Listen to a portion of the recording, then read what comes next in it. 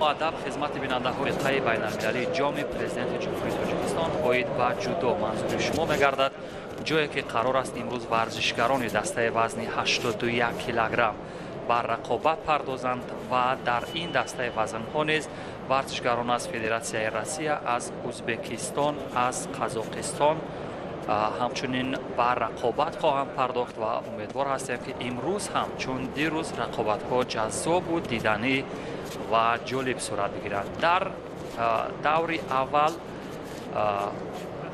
عزیزالله میرزایف آن جودوورز یا جودوکاره که با لباس‌های سفید هست در برابر خیاس بابایف قرار میگیرند. خیاس بابایف ورزشکاری جمهوری همسایه از ازبکستان است که در کارنامه‌اش عنوان چمپیون در ازبکستان را دارد. استاد ورزشی ازبکستان هست و ببینیم آیا در قطار دیگر هم تیمانش که دیروز در وزن‌های نسبتاً پایین‌تر درخشندگی نشان دادند آیا او هم توانی با جلوه در آوردن هنر و استعداد خود را دارد یا نه. در این رقابت ظریف نظریف داوری درجه بین المللی در بالای تتمی داوری دارد. با هر دو ورزشگر با سبب کمکاری کردی اول زردی جزا داد. از این نظر یا از این شیوه هر دو هم برابر هستند با یک کردی زردی جزا و به همین ترتیب رقابت ادامه می‌یابد. چنگ ورزشگر ازبکستان که میل دارد به قسمت کمر حریف بزند و همچنین کمربند را به چنگ بگیرد و سپس همون اصول کمری را، ولی تا اینجا به نظر می‌رسد که در گرفتن همون کوزوش موقعیت چندان ندارد، ولی به هر حال وقت نشان خواهد داد و خواهیم دید تا این عملکرد این دو ورزشگر تا کدام حد قابل و شایسته خواهد بود.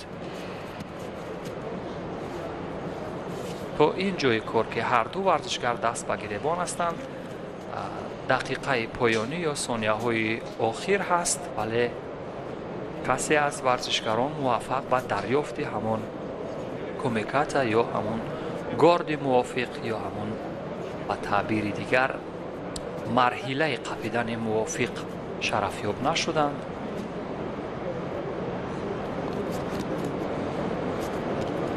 ما هنرنمایی ورزشگری ازبکستان را در گران پری تاشکند اگر به یاد داشته باشند هواداران و علاقه‌مندان جودو دیده بودیم که در آنجا اگرچه در مرحله اول برنده شده بود ولی در دور دوم بازنده شد.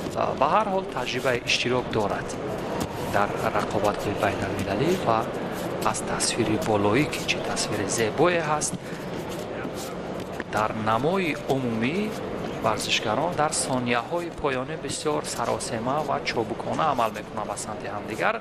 سمت چپ را اختیار کرد ورزشگر ما عزیزالله ولی موفق نشد. به همین ترتیب گلدن سکو ولی تو لحظه پایانی که ورزشگر ما بسیار موقع مساعد و موفق باش برای پرتاب کردن آن را به کار برده نتوانست. و دوستان عزیز خاطر رسان میکنم که امروز در پهلوی من یک مهمان خواهد بود، مهمانی که شاید با گرفتن اسم او هنرنمای او هم پیش نظر بیاید. رستم باقیوف که در ازبکستان در سال 2005 در چمپیونات جهانی کورش برنده نشانی طلا شده بود.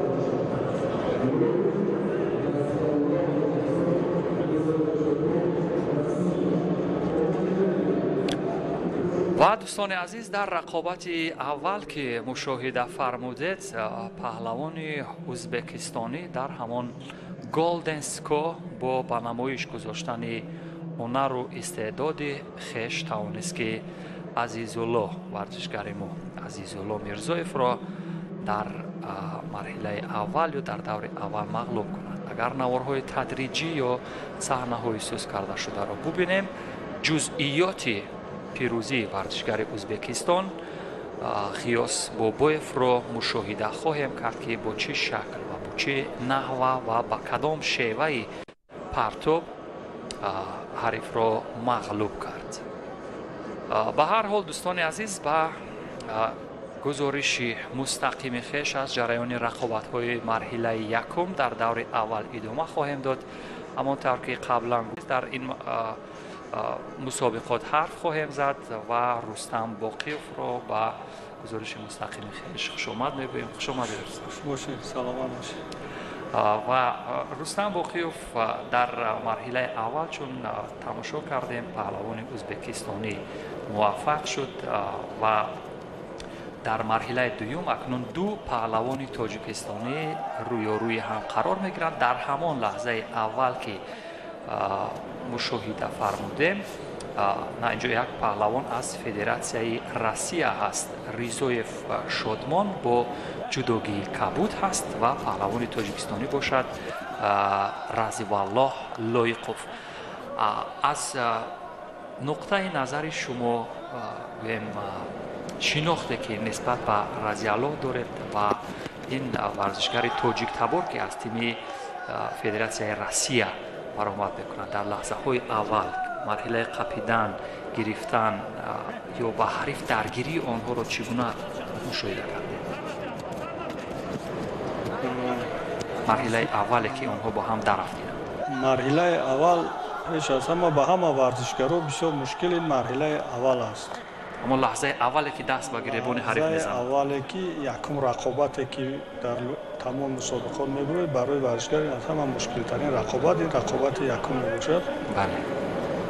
برای همین اول آنها با سراسیمه نشده، اگر شما اهمیت داده باشید، بله، با گرفتن زخوت، همون کومیکاتا یا همون قپیدن، مرحله قپیدن تلاش میکنند.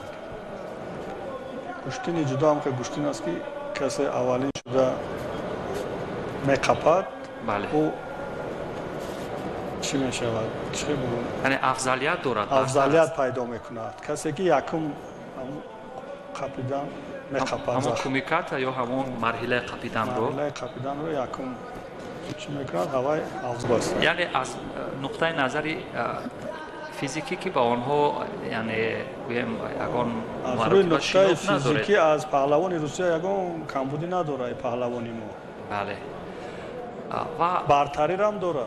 بله، از لحاظ آنه که علاقه یک کردی زد. پهلوان روسیه هم با فکرم تاجیک است. بله، تاجیک تبار است. تاجیک تبار است و از دولت روسیه برآمد میکنه. بله، این در اونجا تمرین میکنه. بله، این هم یک مرحله گویم معمولی است که یعنی چون ورزشگران احساس میکنند که در تیم آنها یعنی با قدرت ها زیاد هستند، آنها شاید توانند که در دیگر جا همون برای صقل مهارت خود موفق شوند. یعنی این در ورزش یک عمل معمولی، یک کاری رو ایجاد ساخت. ببینید این عمل کرده که رو چی امتیاز وزاری و اسیکومی وزر. ببینید چگونه رضی الله تسلیم شد. شاید لرد برداشت، اما قفس سینه او شاید در حالی که در اجرایش همین اصول فوچه‌اش رو بالای قفس با قفس سینه یا شاید که با قورغه قسمت شکم. بله. و ادای احترام همون اخلاق ورزشکاران که از همه چیز مهم است. از همه چیز مهم است. با بجا ورزش. بله. پهلوان روسیه. بله، پهلوان روس شادمان ریزویف تاجیک تبار. بله، ببینید چگونه این تامای نگیرو. اگر یاد داشته باشید رسول باقیوف هم در پکین همین روش رو اجرا کرده بودند. بله. رسول با درجه عالی در سطح عالی اجرا کرده. این اگر وزر گرفت ولی بعداً حریف رو تسلیم کرد. با همین روشی томое наги, ҳа? ба ҳар ҳол бале ғолибият ё ҳамун имтиёзи комили ипонро гирифт варзишгари тоҷиктабори тими федератсияи Россия Шодмон Ризоев ва тамошобинон мураббиён ва алоқамандони ҷудо низ дар салони баргузории мусобиқот дар ин маҷмӯаи варзишии қасри теннис ва варзишҳои обӣ ҳузур доранд ва гузориши мо ҳам ҷараён меёбад. дӯстони азиз, дар ду рақобате ки тамошо кардем хориҷиён муваффақ шуданд ба таъбире ва акнун бубинем навбат ба варзишгарони тоҷик мерасад. онҳо чӣ дуюм ё дар кӯшиши дуюм акнун бубинем. дар марҳилаи аввали қапидан ки бисёр муваффақ ба назар мерасид ҳамон ҳалуки маъмулии партоби иҷрои саропо ва истилоҳ ҳамон учимата аз самти чап барояш бисёр муваффақ буд, вале зидди ҳамлаи ҳарифам бисёр ҷолиб буд. ҳар як усул контратака дорад ё зидди ҳамла дорад ва ҳамин зидди ҳамлае ки иҷро шуд аз сӯи Абдуллоев эраҷ бале ба гирифтани имтиёз муваффақ шуд ва ин бор ҳам кӯшиш мекунад ба ҳамон самт, ба ҳамон ҳалуки маъмулии бале.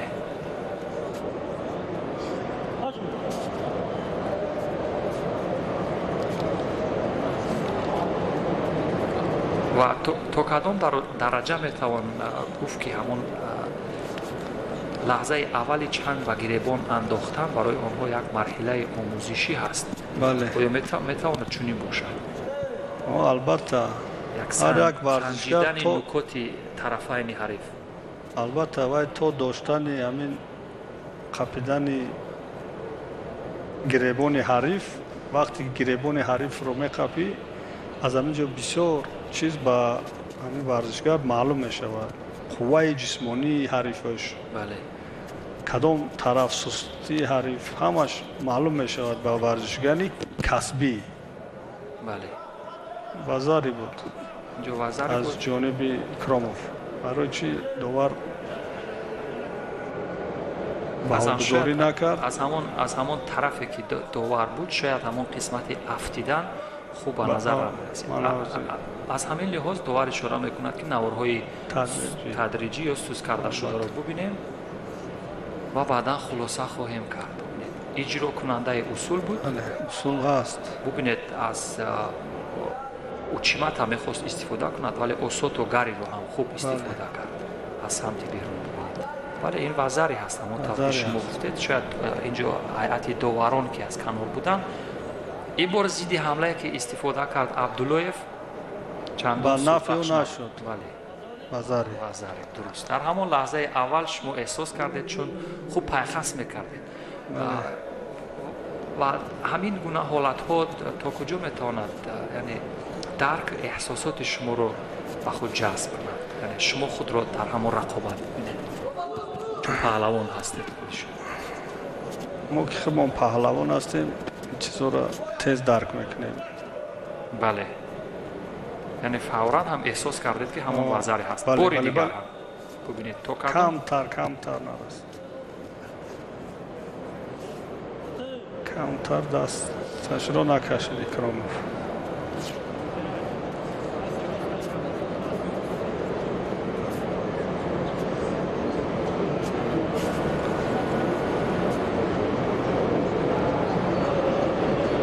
ва қазовати доварон дар инҷо чӣ бояд бошад? як лаҳзаи танаффус барои ҷобаҷӯгузории кимано ё ҳамон ҷудогӣ ва истилоҳ. варзишгари хуб ҳар як дақиқа, ҳар як сонияе ки дар ҳолати рақобат мешавад, истифода мебарад барои дамгирӣ. нафаси чуқур бояд кашад, яъне роҳи нафаскаширо бояд навз кунад. ҳар як сония ро бояд ба фоидаи худ истифода барад. дар ҳолати довар матъ мегӯяд ки маноро ҷобаҷӯ кардан, варзишгар бояд бадани худро сус намуда нафасҳои чуқур кашад, то ки роҳи нафасаш озод шавад. باید استفاده برد. این نکته هم بسیار نکته مهم و جالب بود که ما بسیار تماشا میکنم ایدینا بسیار ورزشکارا به این اهمیت نمیتیه. در وقتی داور کم یعنی استید میگوید و یا دستشون دمیون گویا خود رو استوار نشان میدهند. استوار هم خیلی کرده میستن و نادرست است. باید دستا را آزاد سست کرده باید آماده شوی. ثانیه هست 5 ثانیه 10 ثانیه را باید به نفع خود استفاده بری.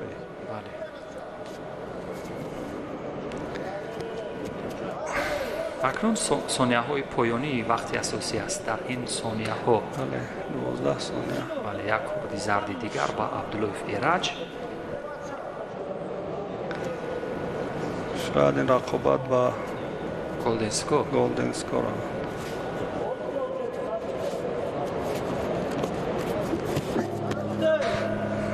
تچلین هم شد.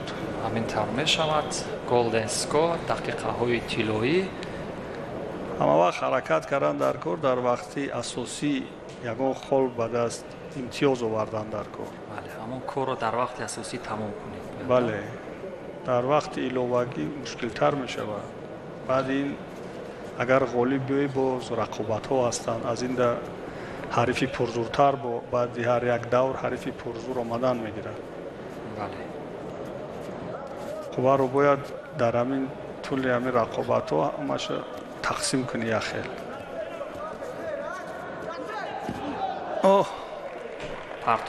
پرتافت اکراموف. بله اکراموف وزاری بود. وزاری عوضات ایپون در گلدن سکور. و شما چی تحلیل و بررسی دارید از همون لحظه های فنی یا اجرای اصولی که ورزشگران ما میکنند؟ آیا نسبت به سالهای قبل یگان تغییرات دیده می شود؟ البته دیده می شود تغییرات ها. اصول ها باز هم جالبتر شده ایستادند. در دیننگی در وزن 66 کیلو بسیار رقابت ها و استای ایپون جنبش شدند. این همین شهادت میدهد که ورزشگرا از لحاظ تکنیکی رشد کرده. همانطور که در این نوارهای سوس کرده شده میبینیم. بله این پرتافت اولی عبداللایف بود وزاری و بعدا جواب اکراموف یکم وزاری بود. بله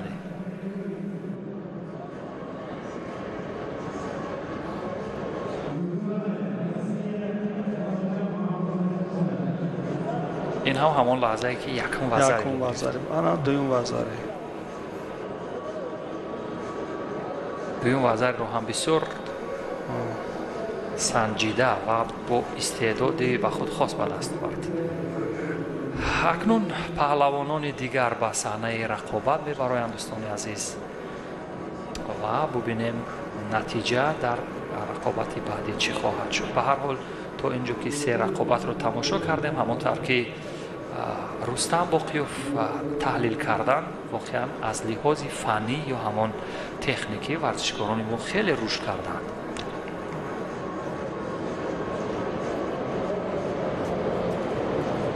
هم دو پهلوان از تاجیکستان. بله این هم رقابتی سیوم نه یکی از فدراسیون روسیه است اگرچه تاجیک تبار است. برای نه تاجیک تبار برهانالدین نورماتوف با جدوگی سفید هست و او در برابر مبارز یه در شویف قرار میگیرد. در شویف بگمان هم از تیمی جدوی بدخشان است. بله موقع کردن یا همون شیم وضع در لحظه اول مغلوب شد. بله راهی نفس کشی ورزشگری متوجه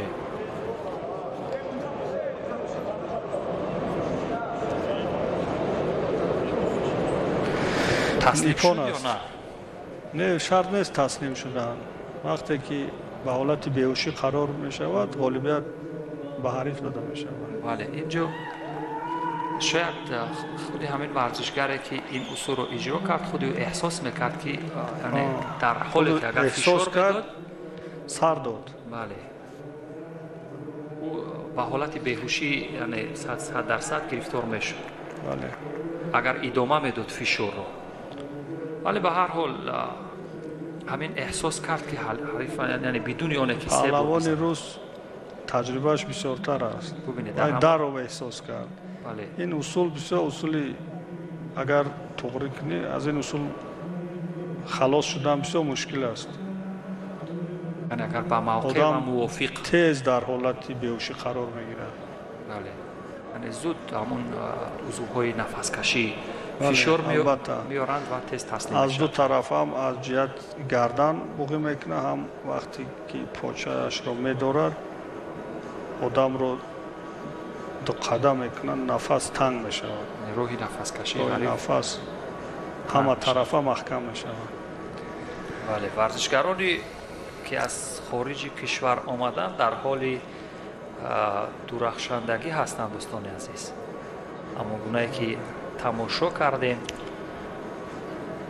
و فعلا ببینیم با کیمانان کبود با فکرم همراز رجبوف بله از تاجیکستان تیم ولایت سوخ از آن چون در آنجا تمرین میکند و این ورزشگر هم از فدراسیون روسیه است. بله ببینیم همراز رجبوف در برابر گامزات زورگراєв قرار میگیرد. این ورزشگر داغستانی تبار است. از نامش روشن هست گامزات و ببینیم همراز رجبوف که تجربه اشتراک در مسابقات بین‌المللی دارد همچنین در مسابقات داخلی کشوری در برابر این ورزشگری داغستانی تبار فدراسیون روسیه چیکار میکند. در لحظه اولی گرفتن یا همون کمیکات چندان موقعیتی ورزشگران خوب به نظر نمیرسد. بله اصول داشته پهلوان روز برتری دارد نظر به همراز از لحاظ اونه که از قسمتی گریبان و دستی حریف. در همین حالت ها بیشتر همون حلوک معمولی که ما میگیم سر و پا هم از پیش هم از کمری کدامش موافق تر است برای اجرا کرد؟ در همین حالتی که قبلی بود ورزشگری از درون در همین وقت چطور بود؟ اجرای اصول موافق تر بود. حریفی که گریبان رو از تگ دستی حریف می‌دارد و برتری دارد. زیرا که برای در اومدن اصول برای و یگان مانع نیست. وقتی که از بالای دستی حریف داشتگی و وقتی در اومدن حریف میتواند بلاکیروف کند دستی حریف. یعنی مانع گذاری کند. برای همین همه وقت باید از تگ دستی حریف گریبان داشتن در کار. بله. از بالا مشکل تر می شود.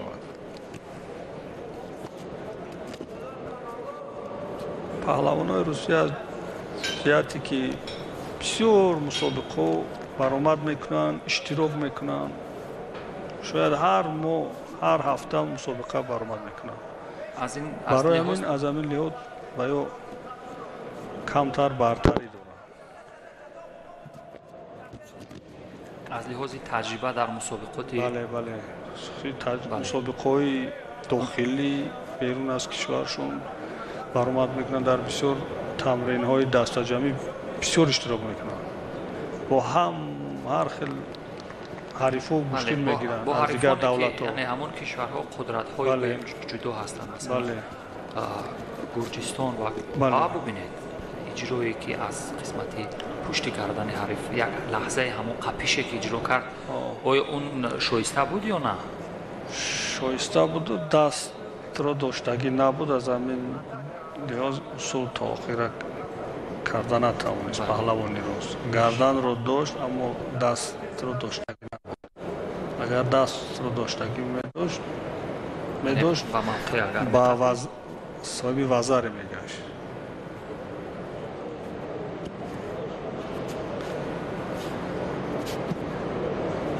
هر دو هم از جفتی گریبان هم دیگر گرفتن در این قسمت از مبارزه و داور هم منع میکند. شاید روی شیدو شاید به هر دو شیدو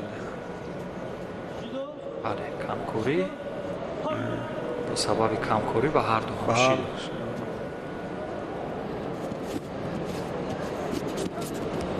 دور اول رقابت ها است دوستان عزیز همون طور که رستم باقیوف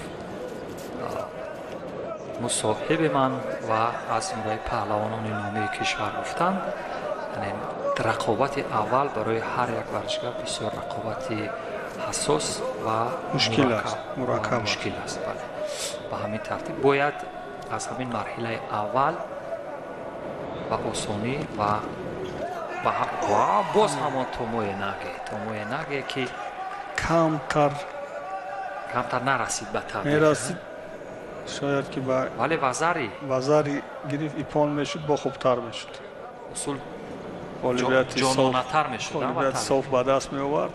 همراز رجبوف بسیار خوب میشد و امروز میبینیم همون توموی نگه، همون اصول فندی خوب یا پوشنوکی بعد از آنه که در بازی‌های پکین رسول باقیف با این شیوه مبارزه می‌برد، امروز جوانان ما هم در پیروی با اون بیشتر همین اصول رو اجرا میکنن. و اصول باید از هر دو پا یک خیل اجرا کنی. بله. اصول خوبه. یک خیل از هر دو پا یعنی چگونه؟ مثلا هم پای راست قطعی باید اجرا کرده توانی، هم چپ قطعی. بله. گریبان فرق نداره. وقتی که از هر دو پا اجرا کرده میتوانی، خود چپ خود راست با تو فرق نیست. بله. در حالتی که موافق میباید، در حالتی که تو باید پای راست قطعی کنی. اگر تو نتوانی کرده و پای چپ قطعی و اصول کرده نمیتونی. حالت میشود که پای راست قطعی باید همین اصول بجا بیاری. اگر تو با پای راست کرده نتوانی، با دوام میتی رقابت تا که دو پا قطعی یک خیلی اجرا میکنی فرق ندارد. و موافق شد اصول را یعنی ترجمه کردن. یک کارشناس گفت که میتوان فندی از قسمتی قفس سینش باز میکشی و بعدا قسمتی قفس سینش باز میکشی و بعدا پای خود رو بکنند که توموی نگه یعنی چی؟ بله. بانی بکنند که توموی نگه یعنی چی؟ بله. بانی اینها هم ناماشنا هستند. این چهره بله، پهلوانان جوان هستند. جوانان هستند، بس صحنه رقابت میبرایند و ببینیم اکنون موفقیت پهلوان ما همروز رجبوف در برابر ورزشکار از فدراسیای روسیه رقم خورد دوستان عزیز، در حالی که دو پهلوان ما از حریفانشان از خارج کشور مغلوب شدند. همروز رجبوف در مرحله بعدی بر علی دود علیف روبرو خواهد شد و داوری مرکز هم عوض می شود دوستان عزیز، جایی که این چهره شاهد قلندر و داوری خواهد کرد و این رقابت دوستان عزیز در میان سید مودین شریف زاد در برابر همین پیشتر برآمد کرد یا بله امک بچهش باشد، شاید به هر حال یعنی سلاله های پهلوانی در تاجیکستان خیلی زیاد هستند که این البته شد. سنت الله برای چی گفتم که شناخت خوب داریم؟ چون که یکی از ورزشکارانی که همین چند ماه قبل در مسابقات بین المللی جایزه دار شد. سنت الله کبود. بله، اونی که بولیبوسای کبود هست و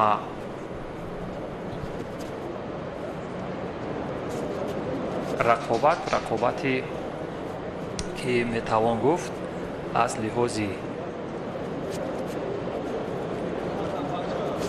اشگر نیست، میتوان گفت که مجهز هستن برای فنی نوازه یا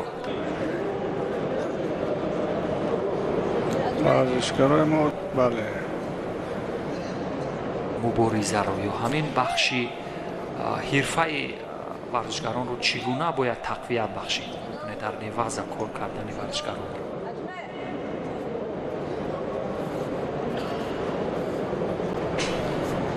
یعنی در بخش نوازه گفتیم اگر کدام عامل ها رو باید مربیان در مد نظر بگیرن تا همین بخش تقویت بیابد. ورزشکاران ما در همین بخش بیشتر در مسابقه های بین المللی چطوری که در حالتی وقتی که با پای راست ایستاده در تمرین ها اصول ها رو اجرا میکنی، на 1 соат вақт ҷудо мешавад барои иҷроиши усулҳо, барои партофтҳо.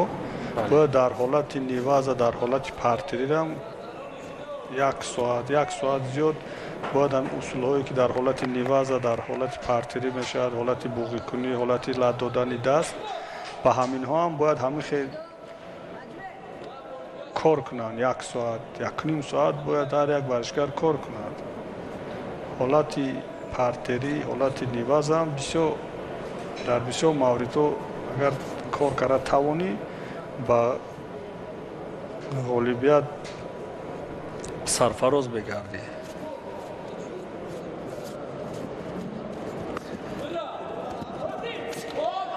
бубинед боз ҳам вазари акнун аз ҳикоми ваза ин ҳамон невазае ки гуфтем кор ба ин ҷо мекашад ва ба ҳамин тартиб дар сония кифоя аст. бале дар 10 сонияи дигар акнун боз таҷриба дар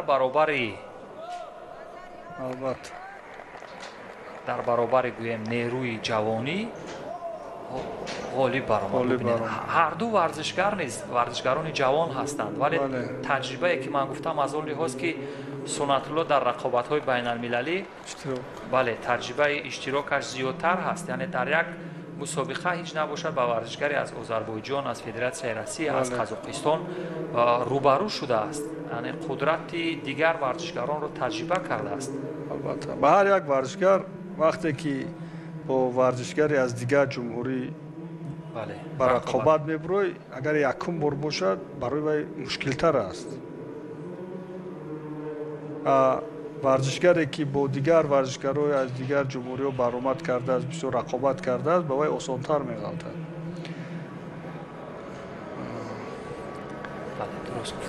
турсунов ин ҳам варзишгари номошно дар баробари муин тағоизода рақобат чандум бор ба ҳамин ҷоми президент иштирок мекунад. бале чанд дар марҳилаи гузашта ҳам агар ёд дошта бошед ки дар вилояти суғд буд ин варзишгари ӯзбекистонӣ ба гирифтани ҷои ифтихорӣ ба фикр мушарраф шуда буд. бале яке аз зинаҳои сеюмро ишғол карда буд ва дар ҳамон сол тими ӯзбекистон бисёр тими мукаммал буд. ҳудуди 40 варзишгар ҳатто зиёдтар ба фикрам аз ӯзбекистон ба ҷоми президенти ҷумҳурии тоҷикистон марҳилаи ҳафтум омада буданд ва аз назари тимӣ ғолиб баромаданд. яъне медалҳоро гӯем ҳама медалҳоро ба таъбире дарав карда рафтанд ва имрӯз ҳам чун дар рақобати дирӯза мушоҳида кардем, яъне варзишгари ӯзбекистон медали тилло ба даст ва фикр мекунед ин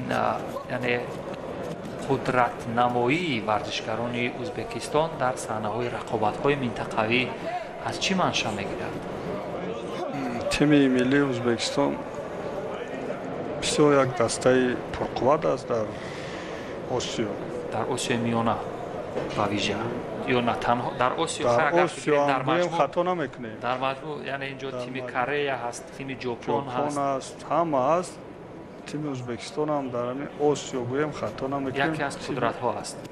тими пурқувват аст. бале яъне бубинед ҳатто баъди омадани сармураббишон алӣ шуд баъд аз чемпиони бозиҳои олимпӣ Илиадис омадагӣ тим куллан тағйир ёфтагӣ аст. тактика, техникашон аз ҷиҳати физикӣ, аз ҳама ҷиҳат. баъди ҳамин мураббишон алӣ шуд, хеле ки шумо шоҳид ҳастед, дар чанд гран-при, гран-слам медали тилло ба даст оваранд. дар чанд вазн. дуруст аст.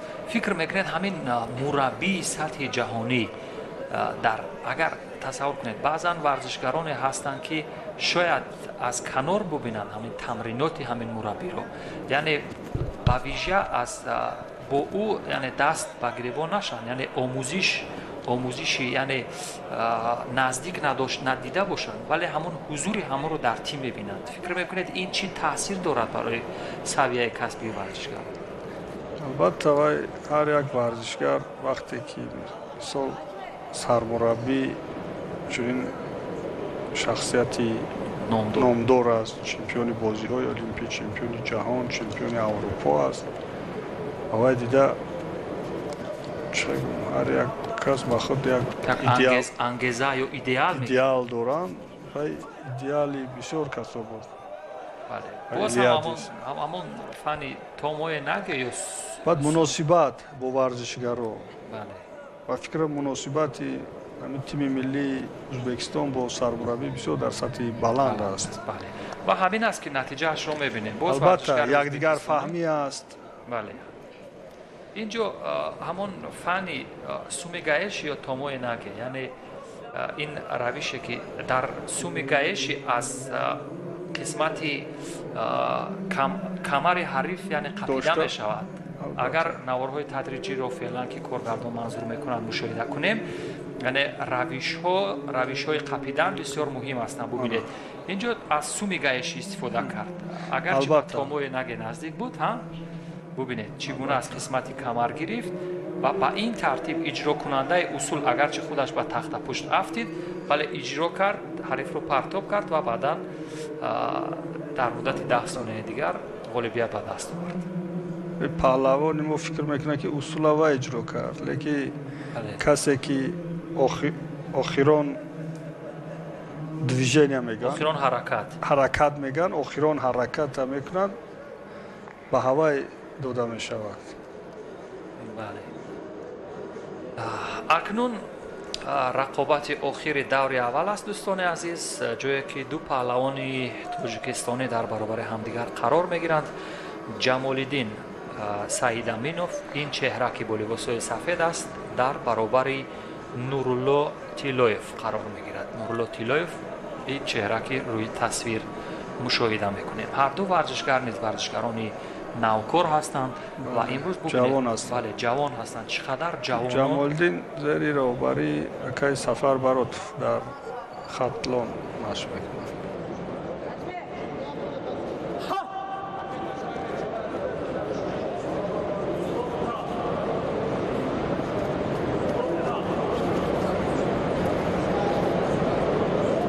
бале, ва бубинем акнун ин чеҳраҳо ва ин падидаҳо чӣ натиҷае аз худ ба намоиш мегузоранд. баъзан рустам боқиёв, баъзан мушоҳида мекунем ки ҳамин падидаҳо баъзе аз ҳаракот ё ҳамон иҷрои усуле мекунанд ки воқеан ҳайратзада мешавед ва баъзан мебароянд дар ҳамон лаҳзаи аввал ба бох дучор мешаванд. фикр мекунед сабаб ё далоилаш дар чӣ бошад? як хел варзишгар навкор аст, мебарояд худро гум мекунад дар вақти дар ҳолати куштӣ ва якум бор ба ин хели майдони калон мухлисои бисёр баробада вай ба ҳаяҷон гирифтор мешавад. аз ҳамин ҳисоб вай тезбой метиҳад. онеш ки фарз кардем, онеш ки бисёртар баромад кардааст, дар мусобиқаҳо бисёртар иштирок кардааст, вай камтар ҳушёртар мешавад ва мехоҳад кӯро дар ҳамон лаҳзаи аввал дар ҳамон лаҳза тезтар иҷро кунад, ғолибият ба даст биёрад. ба ҳар ҳол бубинем аз ин ду чеҳра чӣ дар меояд. Кеману Кабуд бисёр паҳлавони навкор аст ба фикрам. бо кеманои сафед Ҷамолиддин вай камтар боз таҷриба дорад, дар мусобиқаҳо бисёртарак иштирок кардааст.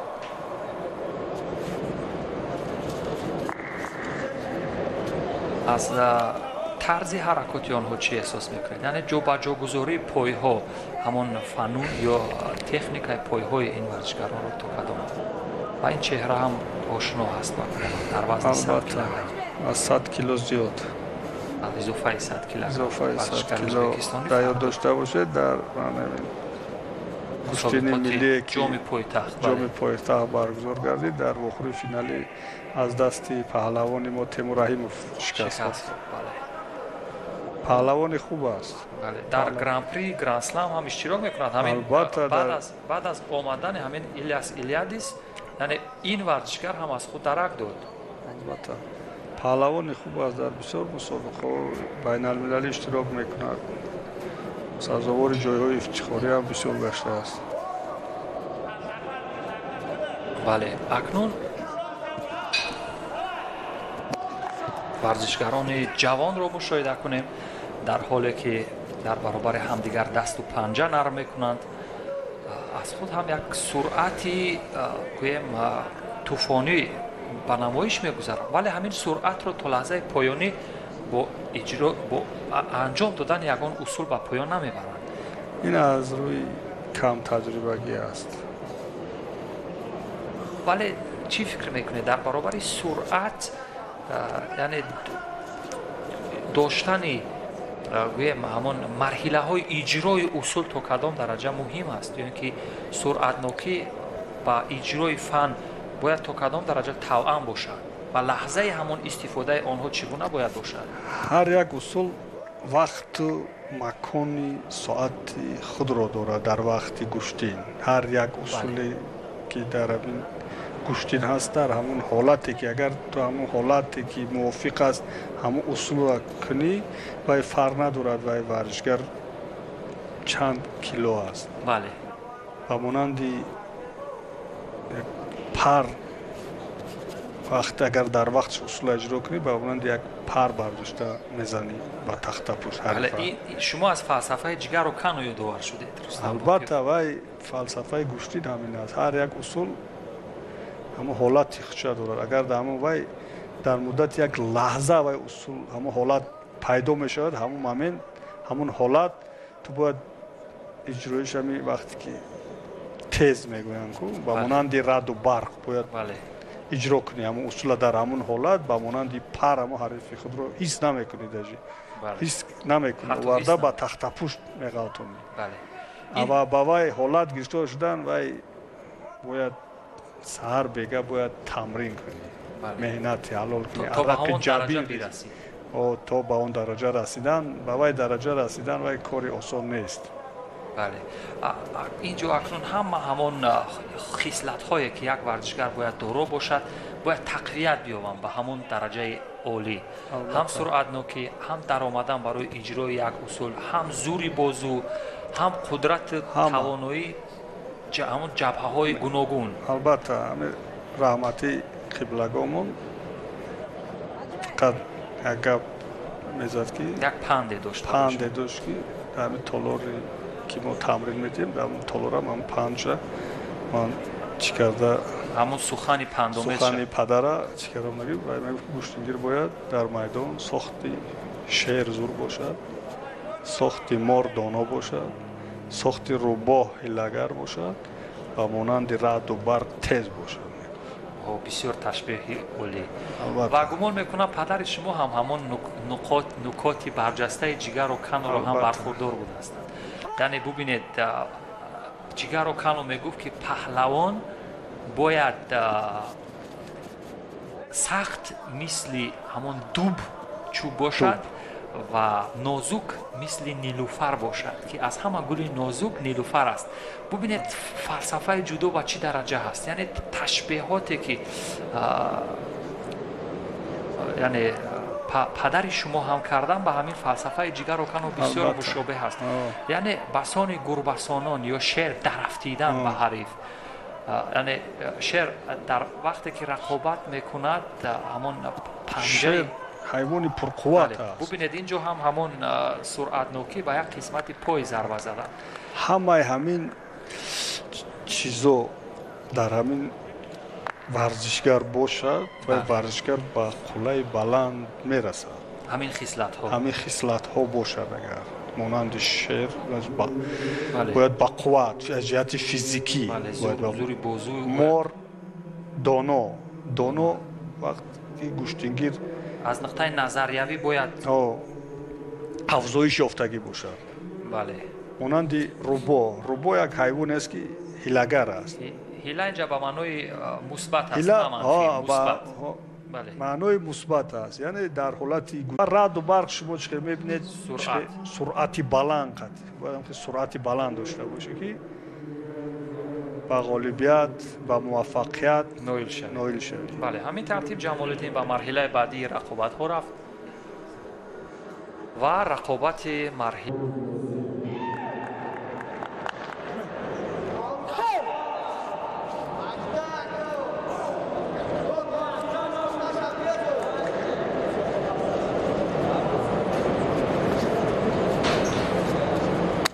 دوستان عزیز، مرحله دوم رقابت ها آغاز می‌گردد، جایی که این چهره با جدوگی سفید لطف‌اللهیف یکی از آنها، لطف‌اللهیف است، شراف‌الدین بالتبایف بله است. شراف‌الدین بالتبایف که در اولین اشتراکش اگر یاد داشته باشه در گرند اسلم دوسلدورف بود که برنده نشان طلا شد. ولی اگر این چهره ها می اومدند با تاجیکستان هم شاید مخلصان حلاوت می بردند بیشتر. ولی به هر حال این چهره ها هم از دیگران کمی ندارند، چون که قدرت و نفوذ جدای ازبکستان واقعا امروز نه تنها در منطقه بلکه در جهان بالا رفته است. به همین ترتیب داور مرکز به هر دو ورزشگر هم کردی زرد جزا را با سبب کمکاری داد. و فکر میکنید کمکار بودند یا کم فعال بودند ورزشگران یا نه؟ حاضر فقط کار درباره داشته است. ایپان از سوی ورزشگر ما بود. البته ایپان بود. ببینید فوراً ایپان را شما احساس کردید، داور هم همین چیز رو فوراً احساس کرد. یک ورزشگر ازبکستانی اسدی رو کنار خواهد رفت. ولی یک ورزشگر ازبکستانی دیگر هست، تورسونوف سهراب. کریمزاد اکنون همان قدرت و توان، همان نیرویی که در رقابت‌های گذشته نشان داده بود اون رو اینجا هم به نمایش گذاشت. ببینید پهلوان ازبک خواست با قفا پهلوان ما رو پرتافت کند، اما نوروز ولی نوروز هم ببینید از داخل پای در حالی که اوچیمت را اجرا میکرد از یک قسمت ضربه زد. ببینید پهلوان ازبک رو به تخته برد. کوچیگری در مورد اجرای همین ببینید درست است، اینجا 100% ایپان است. اگرچه ورزشگر ازبکستان هم ادعا کند که اینجا اجرا کننده اصول بود، ولی سرعت ببینید همون رد و برتی که گفتید، سرعت که طوفانی از سوی نوروز با اجرا در آمد. به همین ترتیب نوروز کریمزاد به مرحله سیوم رقابت ها راه خواهد گرفت.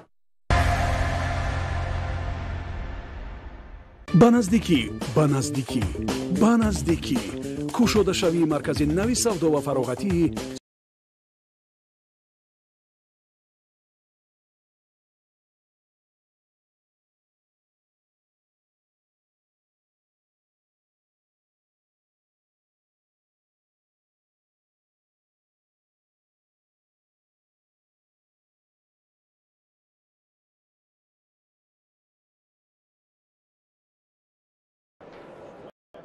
یک کیلو باشد در جام رسول مقیف مقام اول گرفتند و در مدت 3 روز یعنی پرتافتن وزنی ورزشکاران هم این امکان دارد یا نه؟ امکان دارد البته، چون که قبل از رقابتی ورزشکاران ما با یکی از آنها هم صحبت شدم. او گفت که ما ببینید پرتاب زیبای بالای شانه ایپان سیای نگه بسیار در اوج اعلا اجرا شد، سرعت بلند. بله به همین ترتیب این میرزا علی زاده بود که از خود قدرت و توانی والا به نمایش گذاشت و حریف را از صد راه برکنار کرد. به همین ترتیب دوستان عزیز ببینید چگونه ورزشگران طوفانی آغاز میکنند، چگونه بر سمت چپ. نظر شما چی است در مورد همون لحظه های قپیدن؟ در درجه سطحی و درجه عالی اجرا شد. توپ کردن و حریف را از بالای خود. اصولی بسیار خوب است اصولی سیانگی. وقتی که از سر آستین میداری. بله. و کم حریف از این اصول گریخته میتواند. بله. یعنی راه گریز از این اصول بسیار مشکل است. بسیار مشکل است.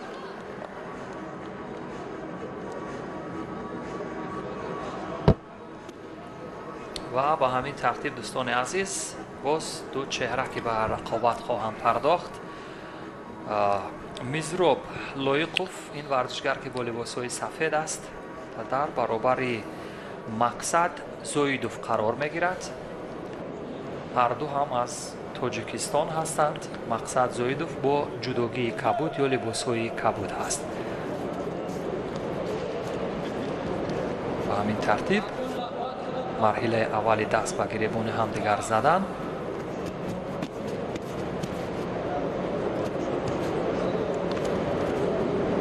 ҳамин бахше ки ҳариф таодули ҳариф ё мувозинати ҳарифро барҳам задан барои иҷро кардани усул чӣ марҳилаҳоро аз як варзишгар тақозо мекунад? Чӣ гуна бояд ҳамин таодули ҳарифро хуб контрол карда тавонӣ? ҳам барои партофт кардан пеш аз ҳама ту бояд ҳарифро аз ҳамин мувозинаташ барорӣ. вақте ки ҳариф дар ду по мустаҳкам истода аст, ту вайро усул иҷро карда наметавонӣ, партофтаам наметавонӣ. барои ҳамин бояд ҳаракатҳои тез тез ба ҷо биёрӣ, то ки ҳамин ҳариф аз мувозинати худ барояд. дар ҳамин ҳолат ба монанди ҳамин гуфтагӣ раду барқ бояд тез усула иҷро кунӣ, дар ҳамин ҳолате ки ҳариф аз мувозинат мебарояд. дуруст аст. ва ҳамин гуна рақобат бояд то вақте ки гиребона доштӣ бояд тез тез ҳаракатҳо ба ҷо биёрӣ, ҳарифро ба поён кашидан лозим, то ки ҳариф миёнаш хам шавад.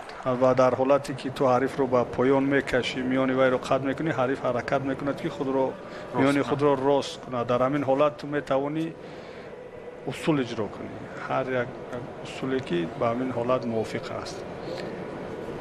вақте ки ҳарифро аз боло медорӣ, тарафи худ мекашӣ, вақте ки ба тарафи ту ҳаракат мекунад, ту бо усулҳои учимата аз истифода барӣ. ва вақте ки ҳариф дар майдони гӯштид мегарданд, ба почаҳошон аҳамият додан дар кор, ки вақте ки ҳариф мегардад, бояд дар вақти гаштан почаи ҳариф бояд ҳамавақт ба китфошон бояд бошад. бисёр варзишгаро мебинед дар вақти гаштан почаҳошон ба якдигар мепечад. дар ҳамин ҳолатҳо ту аз пешпо задан метавонӣ истифода бурда ҳарифро ба тахтапӯш ғалтонӣ. ҳамон тавр ки ин ҳолатро инҷо иҷро кард мирзоб, вале муваффақ нашуд ҳамон равишҳои пойзанӣ ва бештар иҷро мекард. камтар дасташ накашид.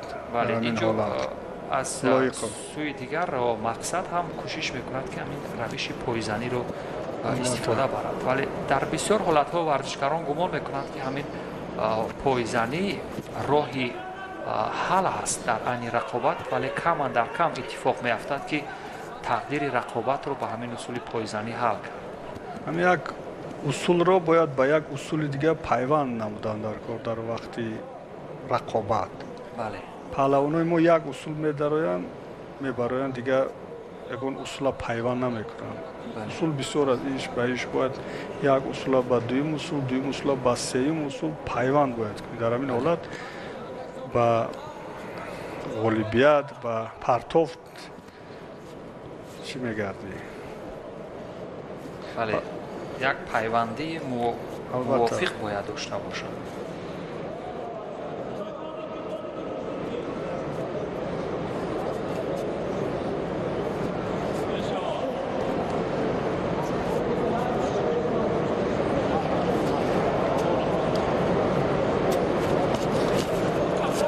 ва ба ҳамин тартиб чун мушоҳида мекунем, ҳарду варзишгар низ бисёр дар айни иҷрои усул, агарчи ба таъбири Рустам Боқиёв тӯфонӣ ё ба сони раъду барқ ба ҳам дар меафтанд, вале муваффақ намешанд. ва дӯстони азиз, эътибор мешавам ки дар рақобати гузашта Умар Расулов дар баробари ҳарифаш Мирзо Ализода пирӯз шуд ва ба марҳилаи сеюми рақобатҳо баромад Умар Расулов. ва ба ҳамин тартиб бубинед, боз дар рақобати Мирзоб Лоиқов дар баробари Мақсад Зоидов ба ҷуз аз як корди зард ё ҳамон шидо, дигар амалкардҳое ки сурат гирифтанд қариб бенатиҷа буданд.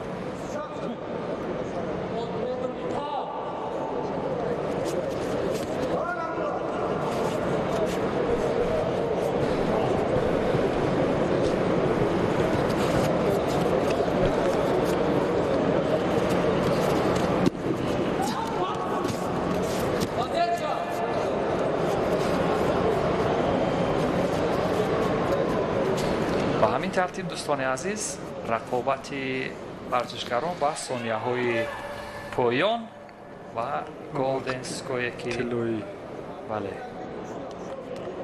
дар пеши ин варзишгарон хоҳад буд.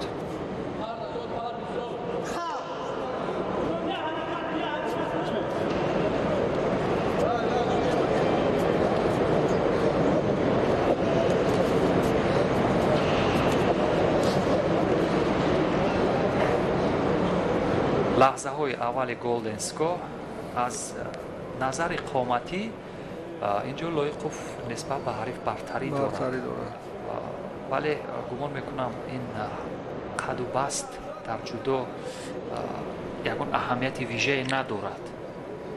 шумо ҳам ба ҳамин назар ҳастед ё ки дар ягон ҳолат метавонад фарқкунанда бошад? фарқ бартарӣ дорад, қади дароз, дастони дароз дорад, хочҳои дароз дорад, бартарӣ дорад. Агар туғри истифода бурда тавонад қади худро ва тезтар ҳарифи худро мағлуб мекунад. яке варзишгарое аст ки қадашон нисбат ба ҳариф пасттар аст, лекин аз ҷиҳати ҷисмонӣ бақувват ҳастанд. онҳо одами қадаш баланд ҳаракат мекунад, фақат аз пушти ҳарифи ки назар ба ӯ пасттар аст кумиката ба даст биёрад. лекин варзишгаре ки қадаш пасттар аст, агар аз ҷиҳати ҷисмонӣ бақувват бошад ва ҳеҷ вақт роҳ намедиҳад ба ин ки ҳарифи қадбаланди ӯ аз пушти вай дорад, миёнбанди вайро дорад. вале ин бор муваффақ мешавад ин варзишгари қоматбаланд лоиқов то аз пушт биқапад, иҷро кунад устуро, вале зидди ҳамла намегузорад.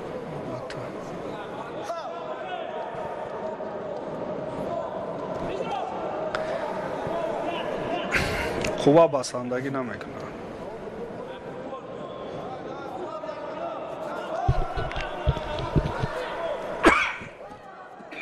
ба ҳамин тартиб дар голден ско ки қисмати дақиқаи шашуми рақобат ҳам ба дар вақти тиллоӣ касе тамринаш бисёртар аст аз ҷиҳати ҷисмонӣ, аз ҷиҳати роҳи нафасаш. вале ҳамин тартиб бубинед инҷо боз таслим шуд. бале таслим шуд. лоиқов роҳи нафаскашии ӯро маҳкам фишор овард, боз ҳамон шиме вазн бубинед.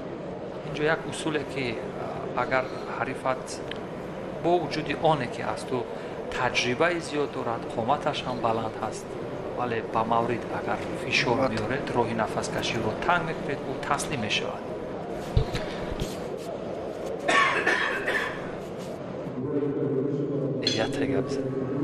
ва ба ҳамин тартиб дӯстони азиз дар ин рақобат боз ҳам ҳамон фануни кор дар замин ё ҳамон шимеваза, ин шимеваза яке аз ҳамон фанҳо ё усулҳое ки дар бахши неваза ба иҷро дар меояд ва бубинед чӣ гуна роҳи нафаскашии ҳарифро фишор овард ва ба ҳамин тартиб ҳариф таслим шуд. имрӯз ҳам аз шабакаи телевизионии мир ҳам барои пӯшиши ин мусобиқаи байналмилалӣ мутасаддиён ҳастанд ва варзишгари федератсияи Россия бо либосҳои сафед ки дар марҳилаи аввал бисёр дурахшон зоҳир шуда буд. дӯстони азиз, ин бор бубинем чӣ хоҳад кард дар баробари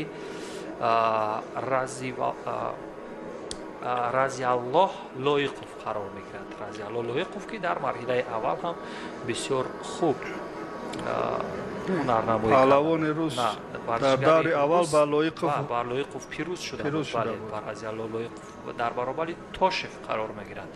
тошев муҳаммадиқбол, аз муҳаммадиқбол ягон шинохте доред шумо дар мавриди ҳунару истеъдодаш?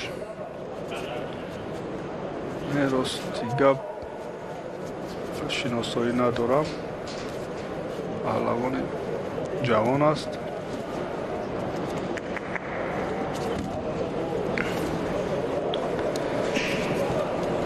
паҳлавони рус бисёр бо тайёрии хуб ба ин мусобиқа омадааст. ризоев шодмон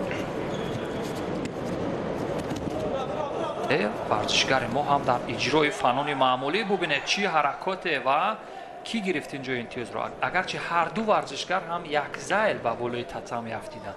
اینجا باید پهلوان روس ریزایف شادمان پهلوان روس اینجا بود. تاشوف اجرا کننده اصول بود ولی پهلوان روس با کنتر بر ضد حمله اجرا کرد.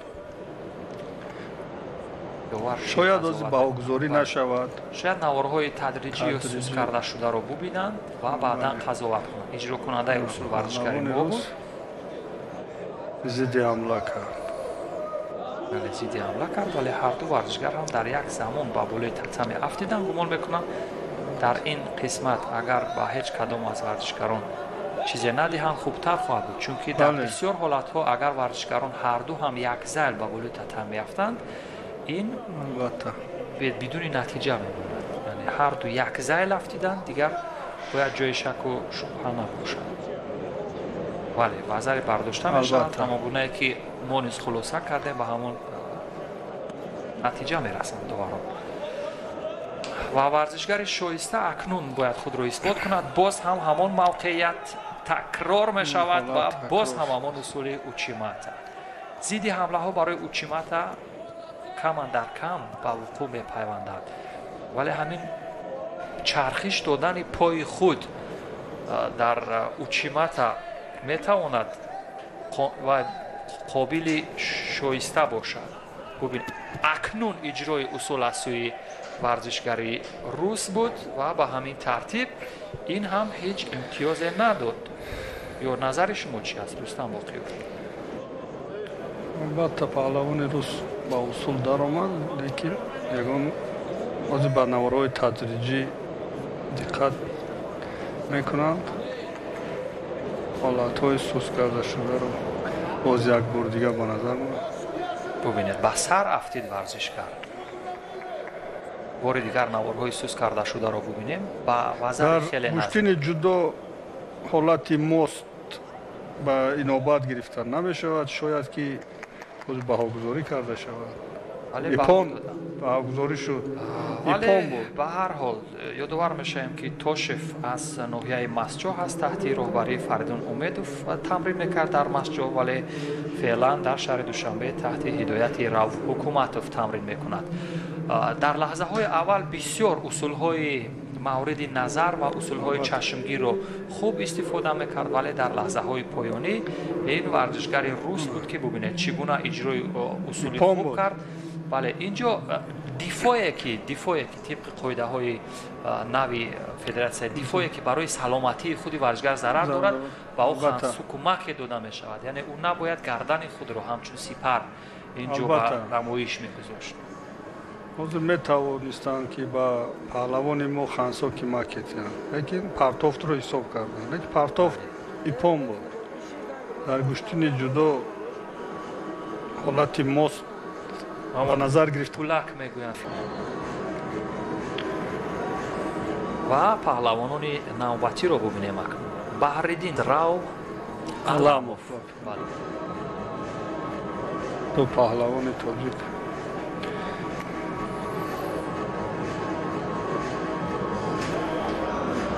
پهلوانان تاجیک از همدیگر شناخت خوب دارند و ببینیم این شناخت بر سود کدام از این ورزشگران نتیجه نهایی را در این رقابت رقم گفتیم که هر دو هم شناخت خوب دارند از همدیگر و رقابت اول چون بحرالدین اکراموف در برابر بهرج عبداللهیف بود بسیار با سرعیت و با همون اینجا وزری در همون لحظه های اول از روشی کوچیگاری کوچیگاری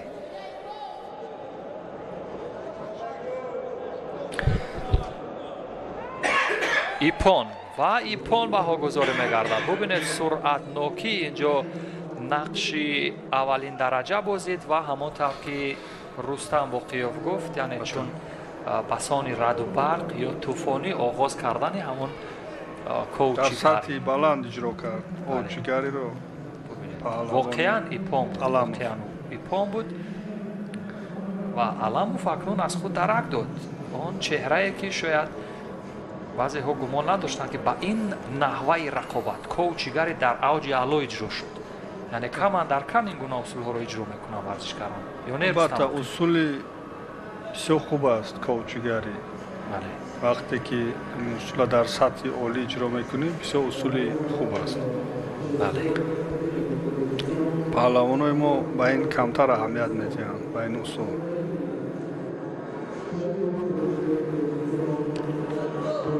باز دو پهلوان تاجیک هم با در مقابل هم خواهند ایستاد. شیرزاد امینوف با جودوگی سفید و فروخ براتوف این چهره با جودوگی کبود بود روی تصویر شما و این دو چهره هم چون هر دو هم از تیم ملی جودوی تاجیکستان هستند طبیعی است که از همدیگر شناخت خوب هم دارند. البته هیچ نباشد شناسایی ندارم با این پهلوان. هیچ نباشد از توسط گویم آینه نیلگون هنر و استعداد همدیگر رو دیدند.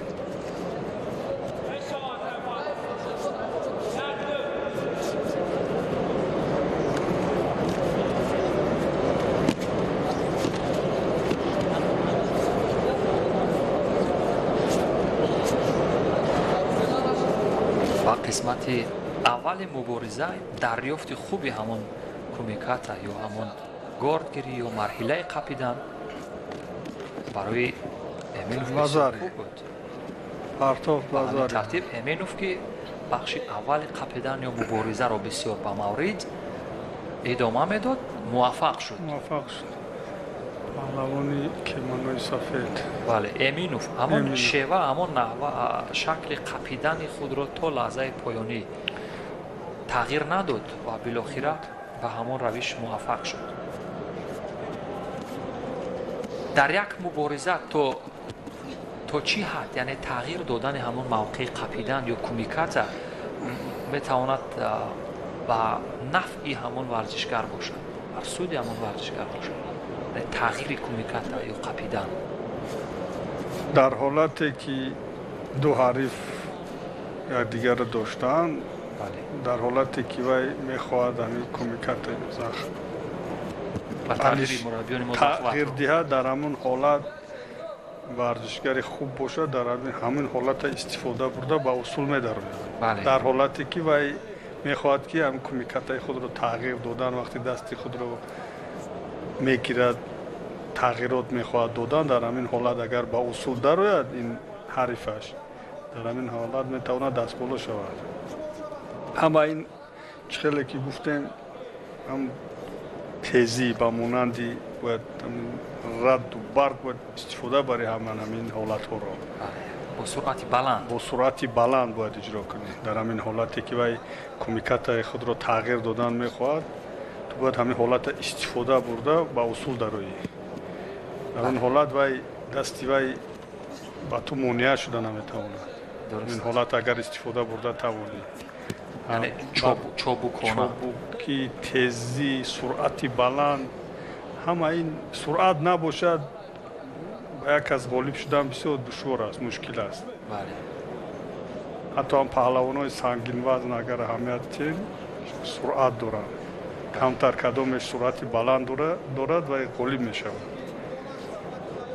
درست است. و وقتی در مورد سرعت تیزی حرکت چابوکی و اجرای اصول حرف میزنیم باز هم یک نظر جگر و کنو به خاطر می آید که میگفت از اجرای حرکات تو خود حریف حلاوت برد. البته ولی ببینید بعضا حالت‌های میشد که همین پهلوان حریف رو به زمین میکوبد پرتاب میکند خود حریف حیرت زده میشد که چگونه به زمین افتید. همانطور که رسول باقیوف سال 2012 هم در لندن ورزشگر بریتانیای کبیر رو در یک لحظه با یک سرعیتی والا با همون هلوک معمولی پیش پای پرتاب کرد. ورزشگر بریتانی پیخست نشد. در حیرت بود. بله. وقتی گپ سرعیت یا چابوکی меравад воқеан ҳамин гуна чӣ мегӯянд ҳаракоти варзишгаро пеши назар меояд ва дар ҳамин рақобатҳои солҳои охир ки баргузор мешавад ҳамин гуна истифодаи усулҳо бо суръати баланд ҳам аз сӯи варзишгарони мо иттифоқ меафтад. сол ба сол гӯштини ҷудо тараққӣ карда истодааст. дар ҷумҳурии мо ҳам хеле пеш рафта истодааст. мо дорандаи медали биринҷии чемпионати ҷаҳон дорем, бозиҳои олимпӣ дорем.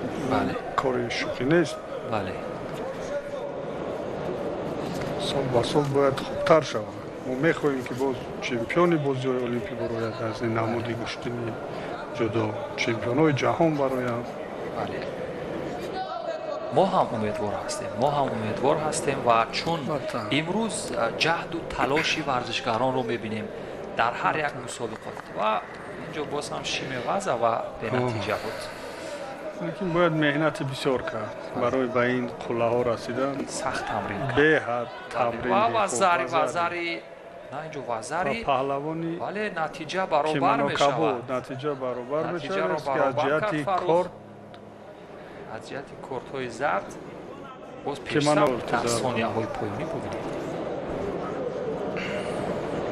ба чӣ шакл, ба чӣ шева? ба ҳамон ҳалуки маъмулии саропо ба самти чап ҳам бошад, вале нақши камар ҳам муҳим буд дар айни иҷрои ҳамин усул. ҳам камар усул бе камар намешавад иҷро шуда.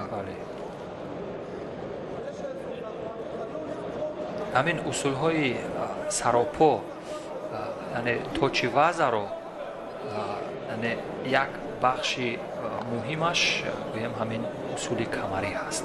албатта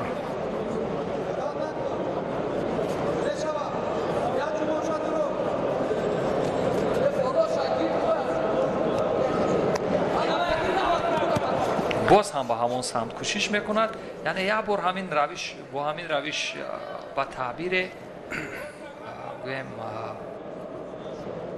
маззаи ҳамин самтро дида буд, яъне тамъи ҳамин самтро чашид ва боз бори дигар кӯшиш мекунад. ин аз чӣ гувоҳӣ медиҳад? гӯё ки яксамта аст ҳамин варзишгар ё ин ки ягон далели дигар дорад? вай дид ки ҳамин усул хати муваффақ шуд ва мехоҳад ки боз бо тариқи ҳамин усул боз партофт кунад. тарафи сусти ҳарифи худро дарк кард. ин новобаста аз он ки худаш яъне чапкор ҳаст ё ба самти чап кор мекунад.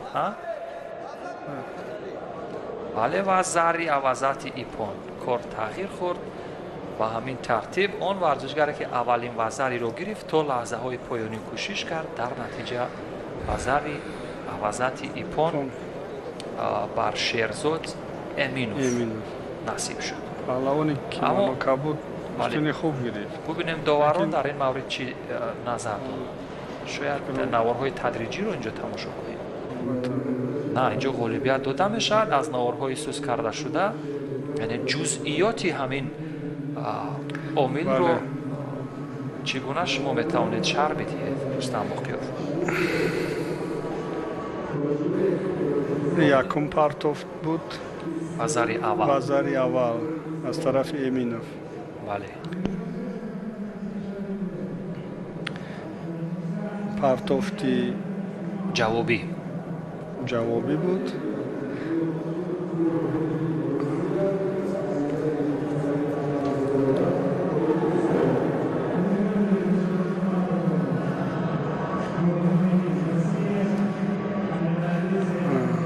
инҷо ҳам бо қудрати нерӯ ҳарифи кимонокабуд хост боз ҳамон самти чапро мехост истифода кунад, вале худаш ба доми ҳамон усули худ гирифтор шуд. ва ҳамин тартиб дӯстони азиз Эминов Шерзод ба марҳилаи баъдии рақобатҳо меравад ва боз марҳилае ки ду чеҳра ҳарду ҳам аз Тоҷикистон ба саҳнаи рақобат мебароянд. Шарипов Тоҷибек ин чеҳра ки бо либосҳои сафед аст дар баробари Исмоил دونیوروف. این چهره که روی تصویر در حال بدن گرم کردن است.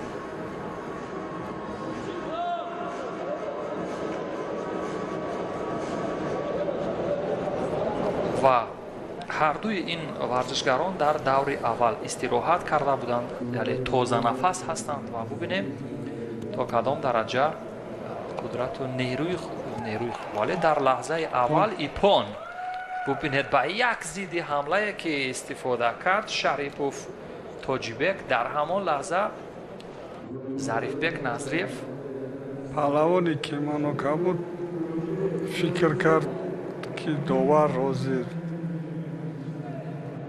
امر میکند که ایستید میگوید، لیکن از این استفاده برد پهلوانی که منو سفید و او رو با قفا پرتافت کرد.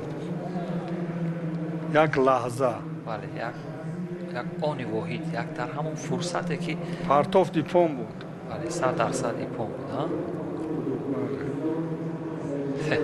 بسیار چستو چالاکی یا همون موقعیتی که با میان اومد باز هم با همون پسانی رد و بعد پهلوان باید هوشیار باشد تا داور امر نکند، تو باید هوشیاری را دست ندهی. شریپوف تاجبک با مرحله بعدی رفت دوستان عزیز و فعلا باز یک پهلوان روس با صحنه رقابت خواهد برآمد. پهلوان روس برهانالدین نورماتوف، این چهره که با لباسهای سفید است و در برابر حیدر سعید اکبرزاده قرار میگیرد. حیدر سعید اکبرزاده پهلوان تاجیکستانی، این چهره که روی تصویر میبینیم در یک دور استراحت کرده بود، یعنی مرحله اول، و ببینیم در دور دوم در برابر برهانالدین نورماتوف پهلوان تاجیک تبار روس است. تاجیک تبار فدراسیون روسیه با چی شک و با چی نحوه روبرو میشود. حیدر سعید اکبر پهلوان خوب است. در مسابقه گذشته جام رسول باقیف مقام سوم به دست آورده بود و فینال.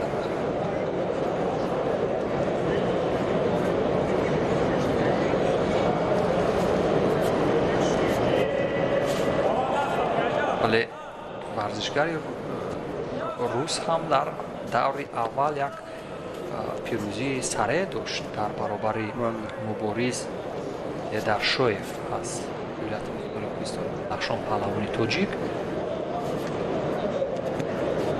ولی به نظر می رسد ورزشگری روس برهانالدین در برابر حیدر سعید اکبرزاده مشکل دارد، چون که بر ضد او از هر روش استفاده می کند سعید اکبرزاده، ولی پشت وضع رو به مورد استفاده کردن ندارد. همین نحوه بود که در مرحله اول پیروز شد ورزشگر روس، یعنی شیمه وضع یا همون حالت بوغی کردن، راه نفس کشی حریف رو تنگ کردن. پهلوانای روس در حالت نیواز بسیار مشق میکنن، بسیار پرقوت است تیم روسیه در حالت نیواز، چون که اونو در تمرین ها بسیار با این اهمیت جدی میدهند.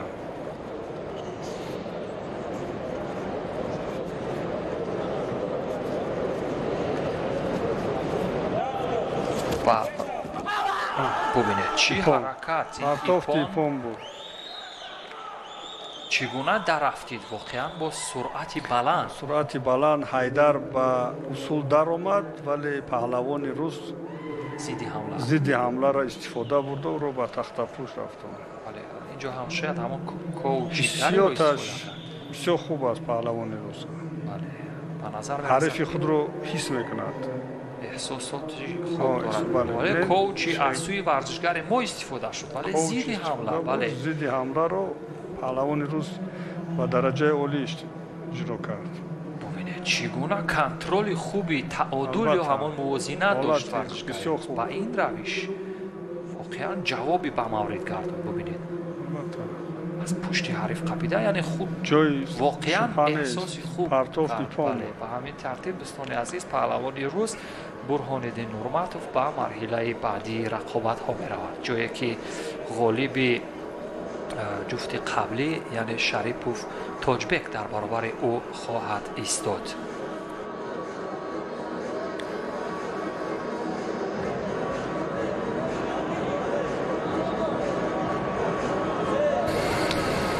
و مرحله دوم رقابت های ادامه دارد دوستان عزیز. فروخ محمودوف در برابر رحمت الله سعید شاه قرار میگیرد. این دو چهره نیز در دور اول استراحت کرده بودند و مراتبه اول اکنون به رقابت میپردازند. در دور دوم با هم دست و پنجه نرم خواهند کرد و ببینیم چه نکات جالب و جزئیات دیدنی در این رقابت به نمایش خواهد آمد. واقعا امروز رستم باقیف ما همون جزئیات گویم موفقیت پهلوانی رو چون مشاهده کردیم، روش ها مختلف بود. ببینید باز هم این روش پایزنی در جودو هم خیلی هست. ببینید پای خود رو تا جای و مثل چنگ انداختن و قسمت پشت پای حریف کرد. ده اشی برای میگویند در جودو، یعنی اصولی شما با زبان روسی پادسچکا میگوید. این بکاوای پادسچکا، بله، ده اشی برای با پای چپ انجام شد. ولی این هم باز یک جزئیات. ببینید چگونه حالت دیدین وقتی در اومدن یک پوچه پهلوانی کیمانو سفید در قفا بود، یک تاش در پیش بود. بله، پهلوانی کیمانو کبود همین رو استفاده برده پایزنی کرد. وقتی که حس که موازنت شگون کرد در همین حالت استفاده بله، همین اصول بسیار استفاده میشه در رقابت‌های جهانی و داخلی، ولی کم اتفاق میافتد که با ایپون جمع بست می‌شود. ولی تعادل حریف رو خوب احساس کرد و با دستان هم کنترل خوب داشت. البته کنترل باید باشد، کنترل نباشد اصول اجرا شویش بسیار مشکل است. بله، رحمت الله به مرحله بعدی می‌رود دوستان. و اکنون رقابت نوبتی رو ببینیم. باز یک ورزشگری، هر دو هم ورزشگران تاجیکستانی هستند. علیداد علیف با لباس‌های سفید در برابر همروز رجبوف قرار میگیرد. همروز رجبوف که در مرحله اول ورزشگری روس داغستانی تبار را از صدی راه برآورده بود. غمزت زرگزریو را از صدی راه برداشت در غرایف و به همین ترتیب در مرحله دوم هست با ورزشکاری که یک مرحله استراحت کرده بود. فکر میکنید از لحاظ فیزیکی کدام میتواند از نقطه نظر اولین درجه برتری داشته باشد؟ اون که یک مرحله استراحت کرده بود یا که از جهت فیزیکی رقابت کرده بود؟ قوت‌تر است. نواز خود دلیل آن است که امروز رجبوف از جهت فیزیکی هم از جهت تجربه از این حریف خود برتری دارد.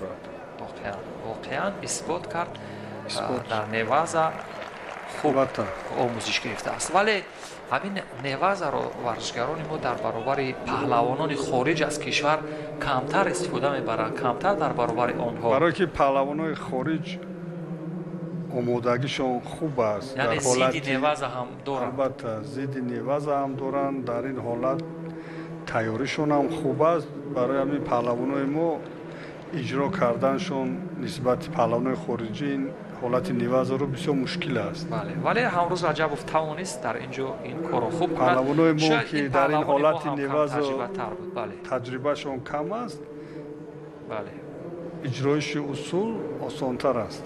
این هم مربیش فریدون استوپیروف. بله، با همین ترتیب دوستان عزیز باز هم یک جزئیات مرکب و مهمی رو در استعداد پهلوانان تاجیک دیدیم. همروز رجبوف و مرحله بعدی رقابت ها می رود و باز سنت الله لایقوف در برابر حریفش وطنزاده محمد شریف قرار می گیرد. این هم سنت الله لایقوف چهره که از مسابقات جوانان با نشان به تاجیکستان برگردید از یک مسابقات بین المللی ببینیم در برابر این چهره از کدام روش استفاده میکند. وطنزاده. از وطنزاده چی شناخته دارید شما رسول الله؟ دیگر شناسایی ندارم از وطنزاده. وطنزاده این پهلوانی ولایت مختار کوهستان بدخشان است شاید. ولی به هر حال خواهیم دید چهره ها یا پدیده های نو هستند که استعداد آنها را ما هم بار مشاهده نکردیم در صحنه های داخل جمهوری حتی، ولی در اینجا در برابر این چهره که یعنی از خود درک داده است در رقابت های گذشته داخل جمهوری و بیرون از کشور، ببینیم چی نتیجه یا چی اتفاقی خواهد افتاد.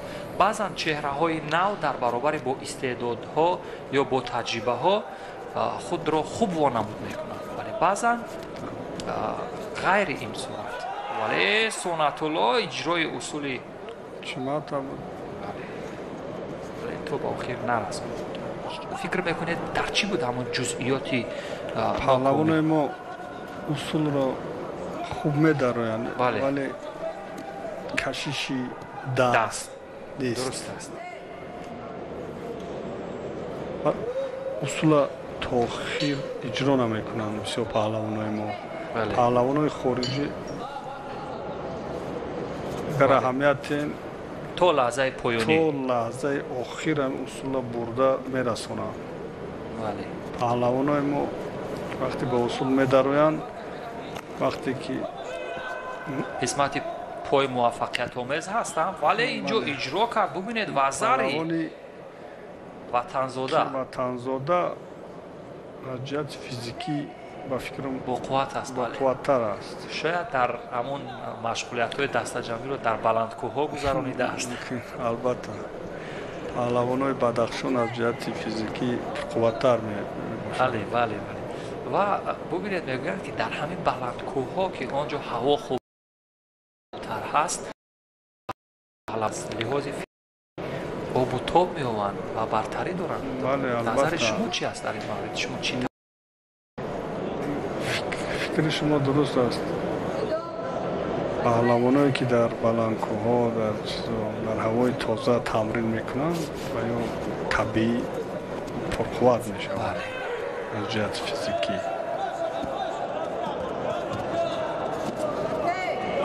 و یک مرتبه ما در یک ثبت نمایش در منطقه بلندکوه بدخشان بودیم. همون مربی و شاگردانش توصیه داد که ببینید چی هوای تازه، هوای بسیار صاف و به آلایش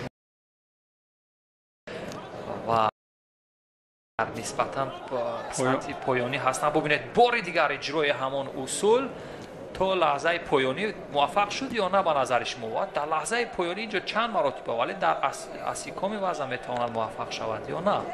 پهلوانی وجودوی سفر اگر من نمیشد، ولی اینجا رؤوف حکومت رو میبینیم که با سنت الله با سنت الله و شاگردش توصیه میدهد.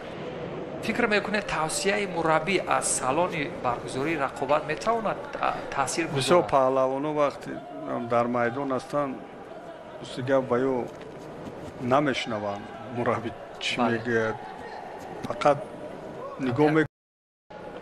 مربی اشاره کرده است لیکن تصدیق میکنه. بله بگویده و نمیشنود چی گفت. یعنی در اصل نمیدوند که مربی چی میگه. ورزشگری که تجربه بسیار دارد، در مسابقه بسیار اشتراک کرده است و احساس هم گوش میکند هم گوشتین میگیرد. ولی ضد حمله هم در لحظه پایانی از سوی سنت همین اشاره هایی که به دست مربی میکند از سالن یا از کنار تا چی حد مؤثر هستند برای ورزشگر، یا اینها هم میتوانند یک اشاره با رمز و راز باشند که برای ورزشگر تاثیرگذار باشند. البته یک خیلی ورزشگری هست مربی وقتی که میبراید از قفای وی میشیند و با وی چی میکند وی به مربی نمیتواند گوشتین گرفته.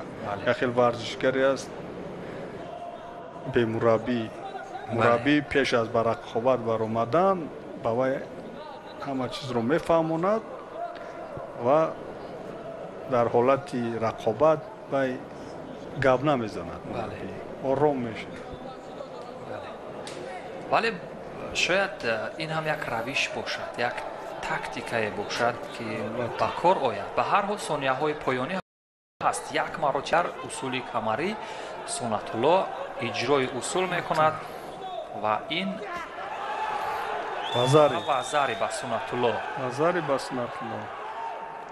ва ба асикоми ваза мегузарад, вале муваффақ намешавад. ба ҳамин тартиб Сунатулло Лоиқов тавонист ҷуброн кард, вазариро ҷуброн кард. бо мушкил буд дар вай ҳаракатҳои пай дар пайи ӯ ҳосил овард. самарбор шуд. акнун бубинем дар 22 сония чӣ иттифоқ хоҳад афтод. Сунатулло ки хеле заҳмат кашид, ҷаҳду талош кард, билохира муваффақ шуд. боз ҳам хе ҳуҷумҳои дар пайдар ва бартарӣ пайдо кард. бале боз як соҳиби як корти зард мешавад, ҳарифаш ғолибият ба даст меорад. вале 22 сония ҳам 22 сонияи вақти барои ҷудо бисёр вақти бисёр аст ин 22 сония. ҳолатҳое аст дар 2-3 сония мондан ғолибият ба даст мебиёрӣ. дуруст аст. яъне метавонад барои иҷрои чанд усул кофӣ бошад ва ба таъбири шумо ба сони ҳамон раду бард агар дар инҷо амал кард.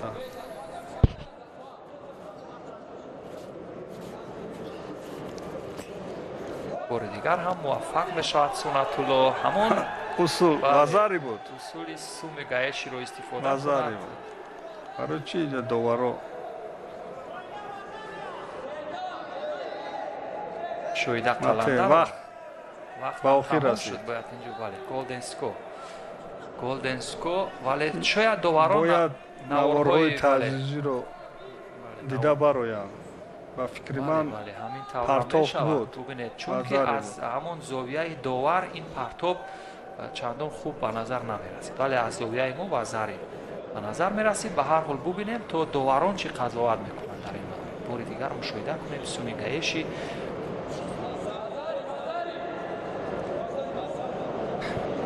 партофт буд ба фикри мо. вале шуру шавқи мухлисон ба вазари ва мураббиён чӣ мегӯянд? мураббиён қазоват мекунанд, мебинанд ва натиҷаи ниҳоӣ аз сӯи доварон бароварда хоҳад шуд.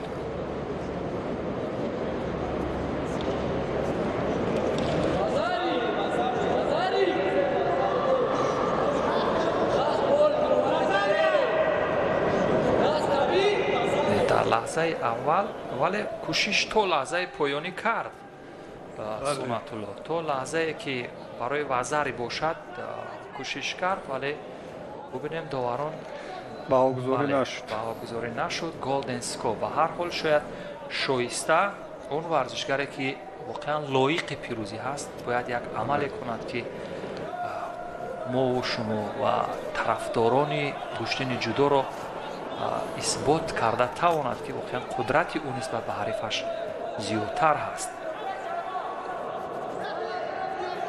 ин варзишгари чапкор бубинед, вале бори дигар иҷрои усул ва дар ин ҳолат яъне чархиш додани ҳариф ки суми гаешӣ ҳаст шояд номуваффақ буд.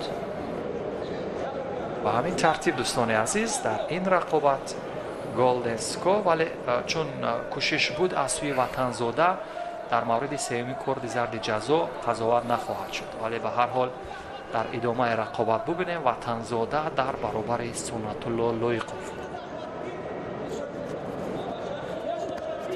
воқеъ қапидани хуб аз қисмати пушти ҳариф аз сӯи Сунатулло ва дастро ҳам хуб қапидааст, вале роҳи акнун ба учимата кӯшиш кард ватанзода ва усули пойзанӣ.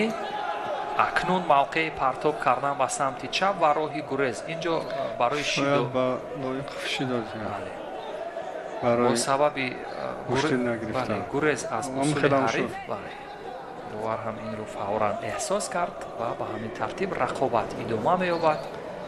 Лоиқов бояд حمله کنه بیشتر تا همون نکات سست مد نظر نفتن. بار دیگر نیست همون اتفاق می افتاد، همون سمتی که با چپ عمل کرد از سوی وطنزاده صورت می گیرد. اینجا به نظر می رسد که وطنزاده چپکار و یک طرفه است. در حالتهای وقت طلایی کسی از جهت فیزیکی پرقوتر باشد، روی نفسش آزاد باشد نوای غالب می شود. اینجا شاید سیمی شیدو هم و وطنزاده دوده شود و سنت الله به مرحله بعدی رود، یا اینکه دوباره چه قضاوت میکرده باشد وقت نشان میدهد بله باید بگیرند. ولی این من باز یک امکان دیگر دادن با پهلوان عدالتمندانه عمل کردن داوران بود که یعنی در لحظه پایانی میخواست اجرای اصول کند وطنزاده، ولی اکنون شاید کمکاری یعنی فوراً باید اجرای اصول کرد، فوراً به حریف درفتید. شیدو بله با هر دو ورزشگر شیدو و سیومین شیدو که با وطنزاده بود خانسوکو مکه و سنت الله لایقوف به مرحله بعدی رقابت ها میبرد. دوستان عزیز سنت الله لایقوف به مرحله بعدی میرود. ببینیم اینجا پرتفتی اول بود وطنزاده از همون اول به یک سمت کار میکرد، سمت چپ یک مراتبه نتیجه داد، ولی این هم جوابی سنت الله بود. نه این همون قسمت اول جواب سنت الله انا این بود جواب سنت الله. به همین ترتیب وزری که داد به حریف جبران کرد و با سه کرد زردی جزا به همین ترتیب سنت الله لایقوف به مرحله بعدی رقابت ها می رود به دوری سیوم. و باز دو چهره که هر دو هم استراحت کرده بودند در مرحله اول رقابت ها دوستان عزیز، سعید مختار رسولوف این هم چهره ناماشنا برای ما و شما در برابری اکمل بیک نظرف قرار میگیرد. سعید مختار را شما خوب میشناسید، پهلوانی خوب است از جهت جسمانی، از جهت تکنیکی هم آماده است. در رقابت در وزن 73 کیلو برآمد میکرد، چند سال اخیر در وزن‌های 81 کیلو برآمد میکند.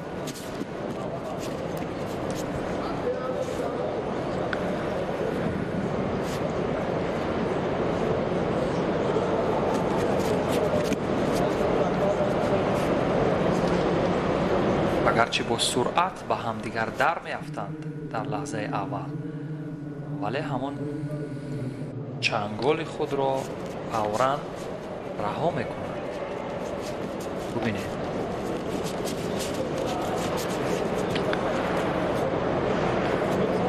در گرفتن کمیکت موفق به نظر نمیرسد.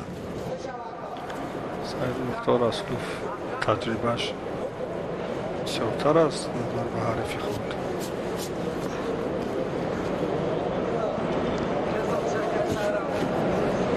و کار در زمین یا نیوز هم میگذارد، ولی حریف هم راهی گریز از حمله حریف رو خوب پیخست کرد.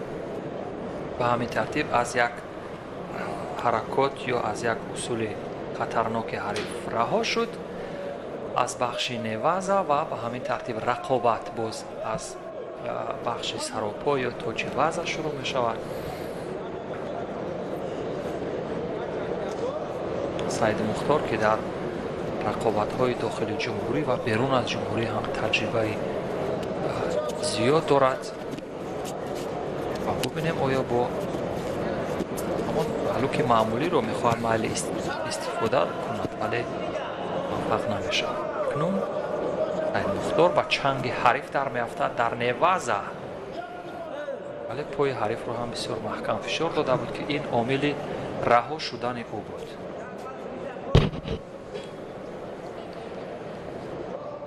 سعید مختار بیشتر در کدام بخش از فنون کشتیگیری یا همین جودو افضلیت دارد به نظر شما؟ ҷиҳати усул Саид Мухтор Расулов бисёр усули учиматро ба истифода мебарад. яъне ҳамон қонуни партобии саропо аз дохил ба ҳар ду корди зарди аввалини ҷазо бо сабаби камкорӣ гумон мекунам инҷо довар ҳақ буд. бале чунки ҳудуди 2 дақиқа мегузарад. 2 дақиқа гузашт. ягон амалиёт аз тарафи ҳар ду паҳлавон дида нашуд ва ба ҳар ду корти зард хеле ки гуфта будам ин қувозгӯии якуми онҳо аст. барои ҳамин камтар мушкилтар аст ба ҳар як варзишгар. ҳар ду ҳам дар як лаҳзаи ҳаяҷон ҳастанд.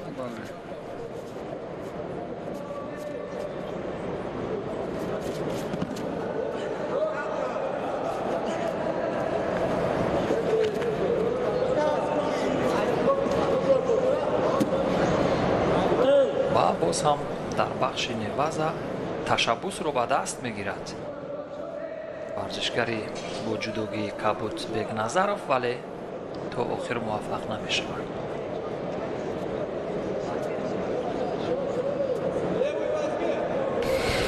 ва шумо чӣ фикр мекунед? оё қудрату истеъдоди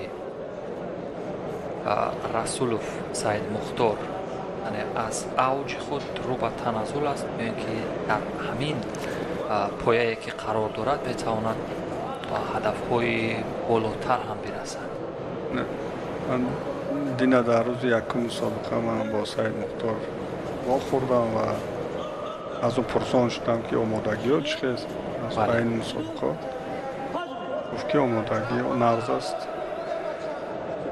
ба ӯ комёбиҳо хоҳон шудам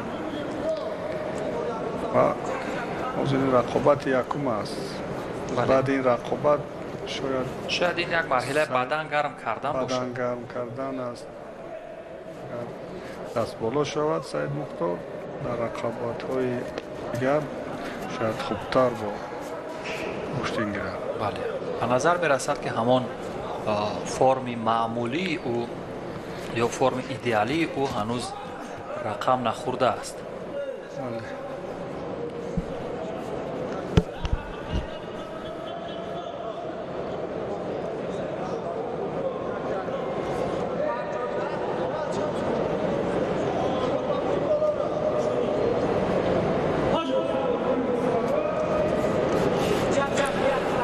ва ба ҳамин тартиб дӯстони азиз дар мавриди Саид Мухтор Расулов ки ибрози назар кард Рустам Боқиёв, шояд ин марҳилаи аввал марҳилаи бадан гарм кардан бошад барои ӯ, вале вақти асосӣ ба охир расид. бале дар вақти асосӣ ҳеҷ имтиёзе ба даст наовард на Расулов Саид Мухтор. корти зар доранду тои бале бисёр рақобати ҳассос ва Саид Мухтор ки таҷрибаи зиёд дорад дар рақобатҳои дохилӣ ва байналмилалӣ. аз ӯ чӣ интизор доштед шумо то ин лаҳза? аз ӯ интизор ҳастем ки ягон усули зеборо иҷро мекунад ва дастболо мегардад ва дар ҳамин ҷо ба ҳариф дар меафтад бо ҳамон ҳолати партоби саропо. агарчи учимата ва коучи гаридо истифода кард, вале муваффақ нашуд. Саид Мухторе ки дар гузашта суръати баланд дошт ва иҷрои усулҳоро хуб мекард, вале феълан дар айни иҷрои усул шояд чеҳраҳои нав ё падидаҳое ки акнун ба саҳнаи рақобат мебароянд онҳо низ сахт тамрин карданд. аз лиҳози физикӣ паҳлавони Кеману Кабут шояд ҷавонтар аст ва Саид Мухтор омодагӣ хуб дидааст. бале ва ҳассос, воқеан ҳассосият дар ин рақобат бар аъло эҳсос мешавад, чунки ҳарду ҳам корди зар доранд, мавқеи хуби қапидан дорад варзишгаре бо ҷудогии Кабут Бекназаров. Назаров дар ҳолати хуб қарор дорад аз ҷиҳати доштани خوب همون کمیکاتای با موقع دوار رقابت رو من کرد در موردی و نه چیزی قضاوت نشد. گروز باز یک بار دیگه همون حالتی کمیکات چلی که بود که منو خبر داشته گیرد. اگر اجرای اصول نکند پس شاید سومین شیدو و او داده شود. ولی سید مختار هم یک نوع قپیده ایستاده است. اجرای اصول نمیکنه و پایزنی میکنه به همین ترتیب وزاره. هر حال تجربه در برابر نیروی جوانی زیادتر. ولی ببینید سید مختار خود رو به بالای سید مختار غالبیت به دست آورد. آسیب دیده باشد یا اینکه خسته شده باشد یا دستش لط برداشته باشد. چپش در عین اجرای همین اصول پیشتر هم با فکر کمتر آسیب دیدگی بود. ولی به هر حال به نظر می رسد که راه نفس کشیش نسبتا مشکل دارد. یا شما چی حس میکنید؟ بله این قوازمایی یکمی وی بود. شاید بعد این قوازمایی وی با خود می آید سید مختار و در قوازمایی دویم خود خوبتر و بهتر گوشتین گیرد. راه نفسش هم کشاده شد و فکرم بله بدنش هم گرم شد. بله بسیار کوشش کرد، جهد و تلاش کرد، بالاخره موفق شد. خیلی حریف با حریف میگلتی که بسیار حریف نابوب است. بله یعنی در تمرین هایی که در داخل تمرینگاه میگذارد تو اما حریف خود رو بسیار پرتافتا میکنی و که وقتی که در مسابقه با این حریف وا میخوری همین پرتافتا رو اجرا کرده را میتوانی. هم خیلی حالت های هم میشه. بله درست است.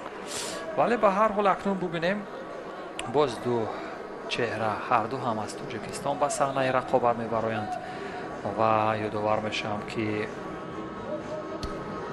زویدوف محمد در برابر محمد رحیم سرخانوف قرار میگیرد. این چهره که 22 سال دارد، این هم استاد ورزش هست. در مسابقه های بین المللی میان نورسان و جوانان تجربه کافی دارد و 2 سال رقابت نکرده بود. یعنی 2 سال از کشتین گویم کنار رفته بود و بعد از تمرینات شاید به رقابت بازگشته باشد. و ببینید در برابر زویدوف چی اجرای میکنه. ببینید همان طوره که شما چی احساس کردید این اصول وقتی اجرا شد؟ شما واقعا خود رو در همین حال اجرای همین اصول تصور کردید؟ شو اصول شروع اجرا کرد، لیکن من از این حریفش بسیار درد شدم که به سر رفت. بله به سر رفت. شاید به این خانسوکی ما که دوده شود. بله اینجا باز هم همون سلامتی و نظری داوران شاید در اینجا باید باشد که دفاع به مورد بود. ببینید دفاعی که جان خود را در خطر گذاشت. بله ببینید برای همین این کاری که کرد نباید میکرد. بله در حالی که سلامتی ورزشگر پیش از همه. بله و در جای اول میسته. درست است. یعنی همین راه افتیدن، راه افتیش هم بسیار یک مهم است. یعنی شما وقتی با جودو تمرین میکنید اولین چیزی با شما میآموزانند در برابر اصول ها همون قسمت های افتیدن هستند. یعنی راه افتیش همین طور نیست. کسی که نو با تمرینگاه میبیاید با وی مشق میدهیم ما پیش از همه با وی طرز غلطیدن همش افتیش نشون میدیم که این خیلی غلطیدن، این خیلی ممکن نیست با وی میفهمونیم. بله درست است. از اول درجه باید با این شاگرد آموختن در کار. طرز غلطیدن، درست غلطیدن را. درست است. این هم از همون نکات فلسفی جودو هست که هر ورزشگر باید این رو آموزد. البته به همین ترتیب محمد رحیم سرخانوف بسیار طوفانی آغاز کرد. در لحظه اول همون حلوک معمولی، بار دیگر نیز از همون شیوه میخواهد استفاده کند. این بار از قسمت بیرون لایق آگاهی شاید داده شود، چون که محمد رحیم زویدوف بله البته چون هم شد زویدوف یک آگاهی کارت زرد دادن برای که محمد رحیم دویم بار ҳамла кард. Бале, ду бор паёпай ҳамла кард. ин аз он гувоҳӣ медиҳад, ки Муҳаммад Раҳим акнун шояд бо форми хубтар ба рақобатҳо баргашта бошад. яъне қудрату истеъдодаш хубтар бошад. вале Муҳаммад таҷрибаш ҳам зиёд аст. бале, таҷрибаи зиёд дорад ва қабл аз ин мусобиқот, чун дар сари роҳ бо ӯ як суҳбати кӯтоҳ ҳам доштем, гуфт ки бубинед ҳудуди 7 кило ё 8 кило аз ҳамин вазнаш партофтааст. яъне ӯ 74 кило ҳаст феълан. дар вазни 81 килограмм рақобат мекунад. дар ин вазн бисёр аст варзишгароҳо ки вазношон камтар аст ва ё ҳамаш дар вазни 73 кило баромад мекарданд ва азбаски дар ин мусобиқот вазни 73 кило нест, онҳо ҳамаш дар вазни 81 кило баромад карда истодаанд. як зарбаи ногаҳонае барои ин ҳолатҳо дар вақти гӯштин бисёр рӯй медиҳад. яъне ин барқасдкорона нест. ин барқасдкорӣ нест. баъзан даст бар чашми ҳариф мерасад, сар ба бинӣ мезанад. бори дигар ҳамон усул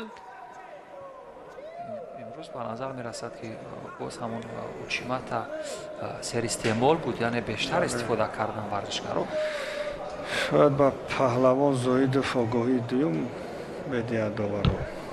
яъне паёпай, чунки паёпай Муҳаммад Раҳим ҳамла карда истодааст.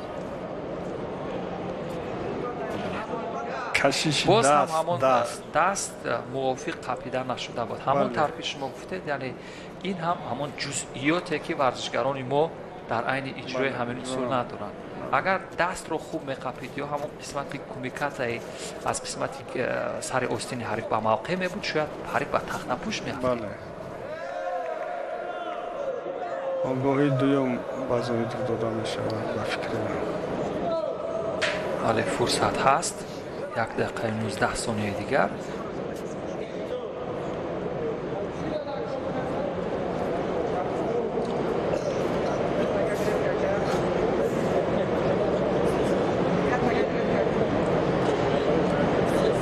Муҳаммад Раҳим Сарахонов бартарияш исбот шуд.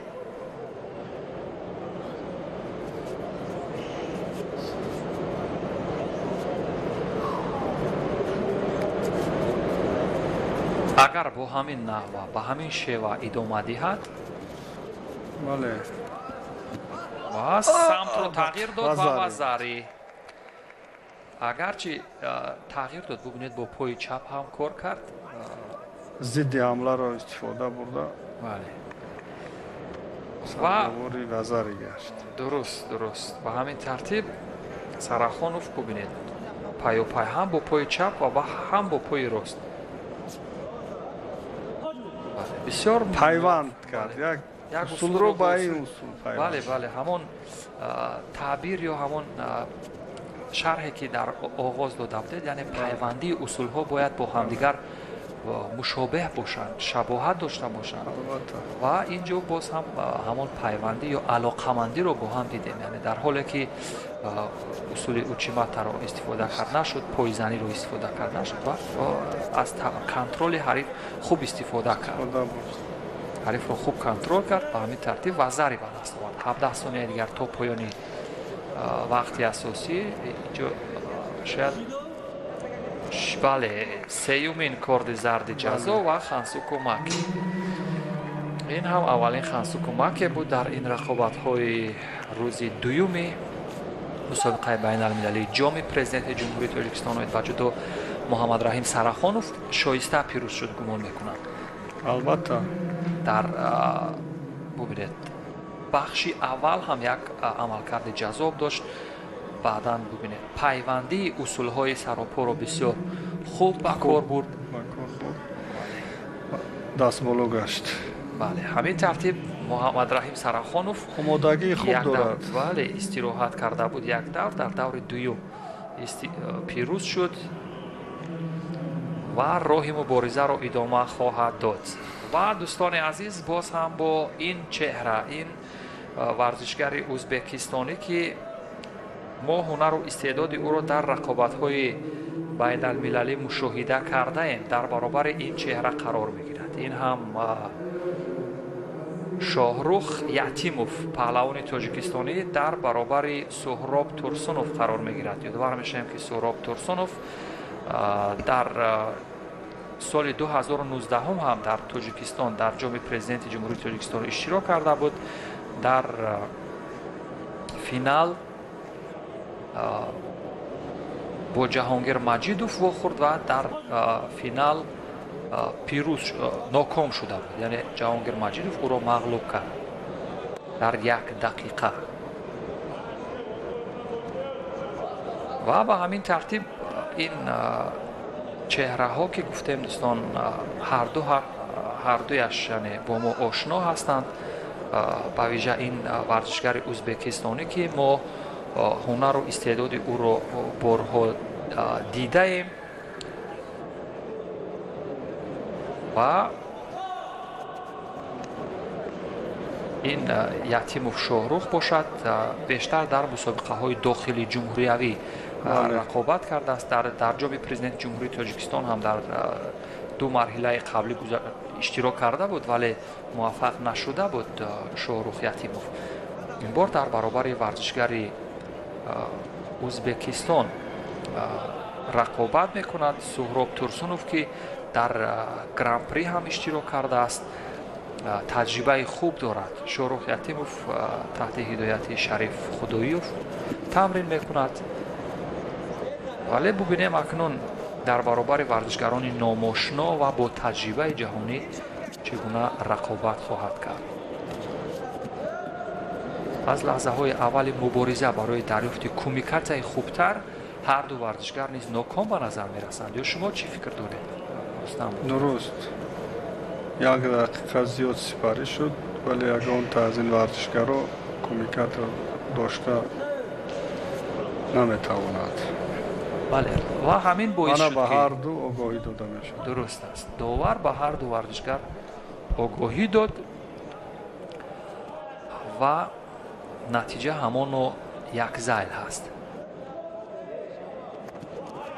تورسونوف موقع قپیدن را از قسمت پشت حریف جویا شد ولی نگذاشت. امینوف یعتیموف شاهروخ.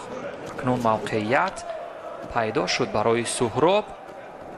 اجرای اصول ورزشگری ما هم احساس کند که یعنی وقتی ورزشگر از قسمت پشت همان کمیکاتا یا همان چنگ رو میزند این یک نوع میتواند خطرناک باشد، یعنی احساس خطر بکند ورزشگر. بله وای ورزشگری که از بالا کار میکند وقتی که از بالا داشته بله. به همه ورزشگر خطر دارد. جوز کردن به خود بله حالت خطرناک به وقوع می‌آید. این وقت ورزشگر باید پشت خود را به حریف خود ندهد. بله باید واگذار نکند همان قسمت. و به همین ترتیب دوستان عزیز ببینید ثانیه های پایانی وقتی اساسی و معمولی هست. هیچ کدام از ورزشگران یگان حالت خطرناکی را به میان نآوردند. اگرچه ورزشگر ازبکستان ورزشگر با تجربه هست، در سطح بین المللی بسیار گشتین گرفته است، ولی در برابر این چهره گویم نچندان ناماشنا امروز موفق نمیشد یگان اصول معمولی اجرا کند. شما فکر میکنید ولی توانست بالاخره. ببینید گویا به نظر میرسید که انتقاد ما را شنیده باشد.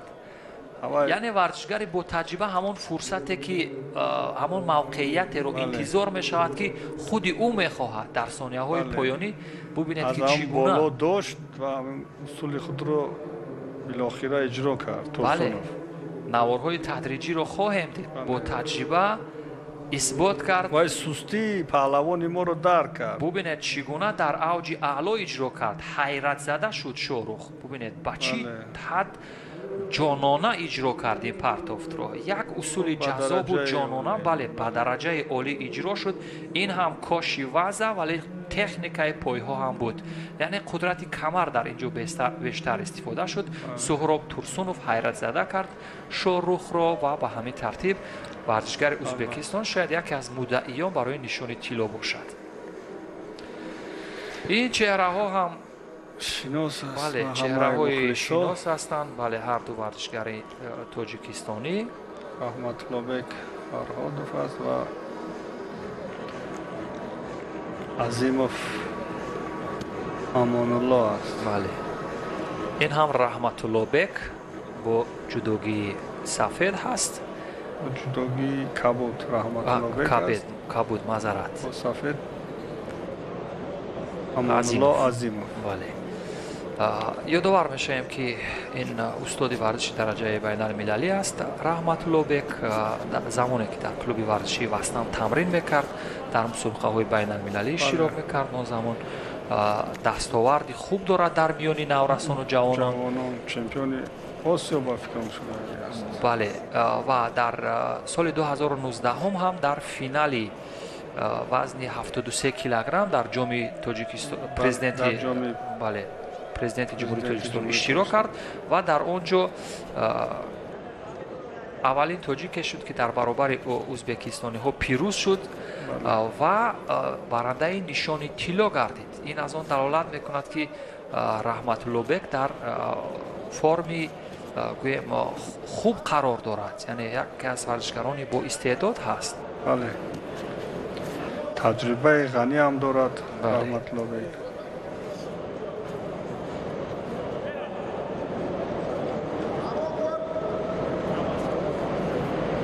ва дар хусуси ҳарифаш ки аввалин корди зарди ҷазоро гирифт. ҳариф ё дар давлати Русия тамрин мекунад Амонулло Азимов. бале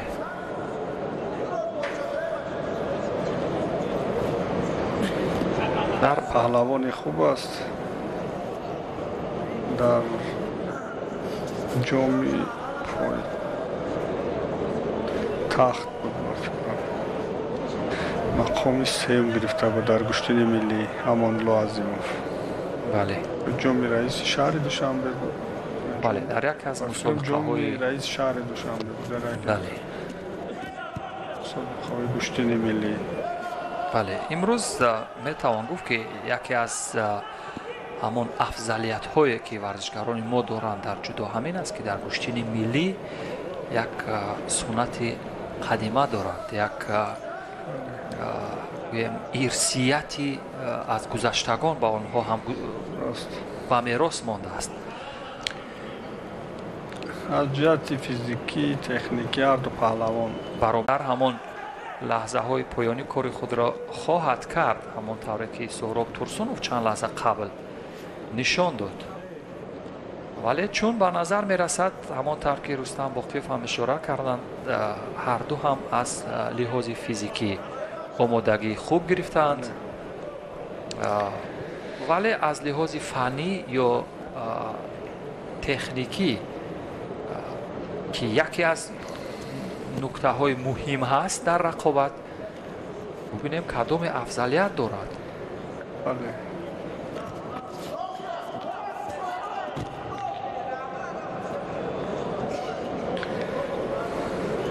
касе ки хубтару беҳтар омодагӣ дида бошад барои ин мусобиқот дар ин рақобат ғолиб мешавад. аз ҷиҳати физикӣ, техникӣ, тактикӣ, роҳи нафас ин касе хубтар аст вай ғолиб мешавад. бале ва Раҳматуллобек аз як фишори бисёр маҳками ҳариф раҳо шуд. бибинед инҷо ҳарифи ӯ Азимов сахт кӯшиш дошт то дар бахши ҳамон танг кардани роҳи нафаскашии ҳариф кӯшиш кунад. то ҷое муваффақ ҳам ба назар мерасид, вале чун пояш мувофиқ набуд, аз ин лиҳоз довар ҳам рақобатро манъ кард.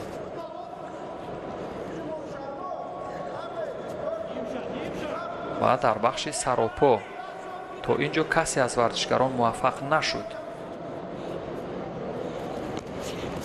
در توچ وضع یا همون حرکات سراپا و نخستین شده رحمت الله بک خواست و همون بالای شانه حریف رو پرتاب کند. فکر میکنید در همین حالت هستن عامل های موفقیت است وقتی با سر قسمتی زیر سینه حریف حمله میکند ورزشکار وقتی که ای حالت موازنت حریف را استفاده میبری این اصول بسیار اصول خوب است اگر کنترل تعادل حریف رو خوب داشته باشی.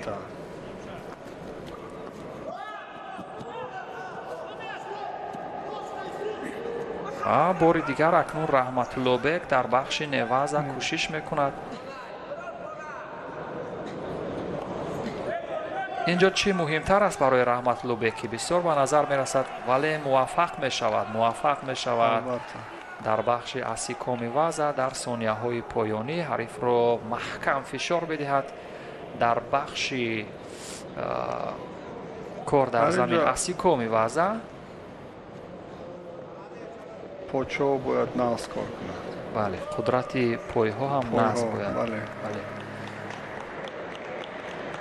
بسیار با مشکل اگرچه توانست این کار را بکند رحمت الله بک ولی پیروز شد. ببینید همین 20 ثانیه که تا انجام وقت اساسی باقی مانده بود در همین 20 ثانیه این اتفاق افتاد و رحمت الله بک به مرحله بعدی رقابت ها رفت.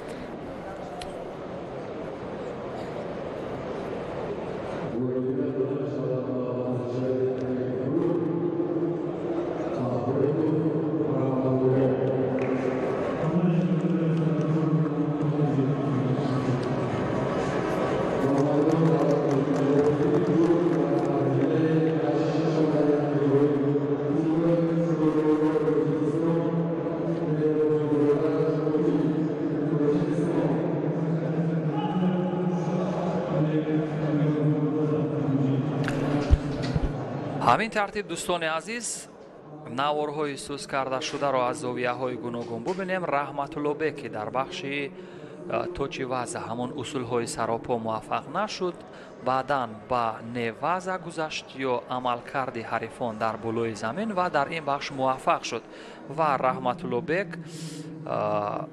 با مرحله سطح دوگی کبود باشد. مهراب جانزاده مجیب در برابر همدیگر قرار میگیرند. ما یک دور رقابت جمال الدین سعید امینوف رو با هم تماشا کردیم. اون ورزشکاری که با جدوگی سفید هست ولی یک دور استراحت کرده بود مهراب زاده مجیب. به همین ترتیب روی این ورزشکاران در مرحله دوم صورت میگیرد و ببینیم نتیجه چی خواهد شد. مرحله اولی چنگ و گریبان همدیگر زدن یا دریافت برای همون کمیکات گردگیری یا همون قپیدن.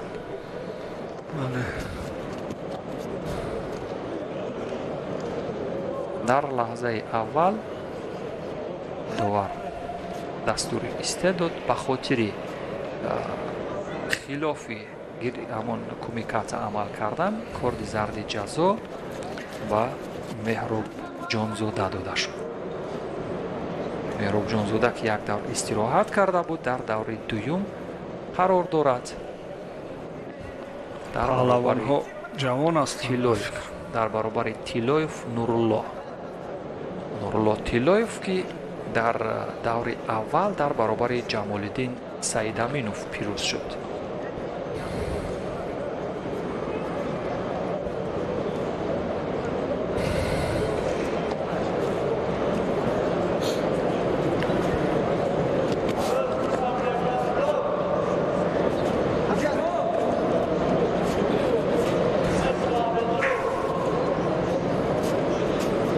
و با همین ترتیب نورالله تیلویف یک دور گویم همون مرحله بدن گرم کردن رو خوب سپری کرده بود. جمال الدین سعید امینوف رو مغلوب کرده بود در مرحله اول. در دور دوم اکنون به نظر می رسد که چندان در برابر این حریف نوکرش مجیب меҳроб ҷонзода ки бисёр партоби ҷононае ба иҷро даровард. боз ҳам ҳамон равишҳои партоби маъмулии саропо, вале доварон қазоват карданд ипонро. бале, ба ҳамин тартиб рақобати охири марҳилаи дуюм боз ҳам ҷаззоб буд, диданӣ ва аз лиҳози иҷрои фанун бисёр ҷолиб буд. бори дигар ҳамин партоби камариро мушоҳида кунем, чӣ гуна хуб ба иҷро даромад. нақши чӣ муҳим буд? ҳамон дасте ки қисмати гиребони ҳарифро кашид. ҳам аз камарбанд нағз доштагӣ буд ҳариф фи худро, ҳам гиребони ҳарифро бисёр маҳкам қапида буд.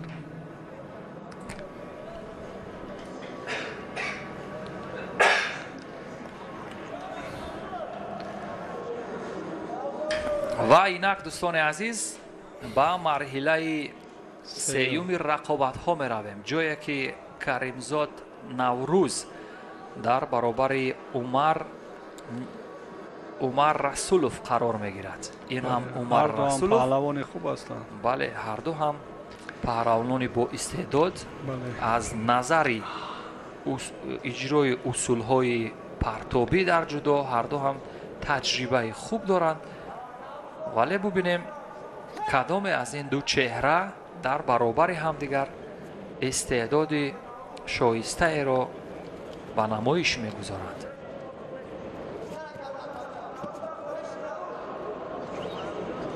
Наврӯз Каримзод дар рақобати аввал бисёр тӯфонӣ шурӯъ карда буд, ё шурӯъи бисёр хуб дошт. ҳарифе аз Узбекистонро мағлуб карда буд. дар даври дуюм варзишгари Узбекистон ки як давр пирӯз шуда буд бар Азизулло Мирзоев, вале аз Наврӯз Каримзод шикаст хӯрд.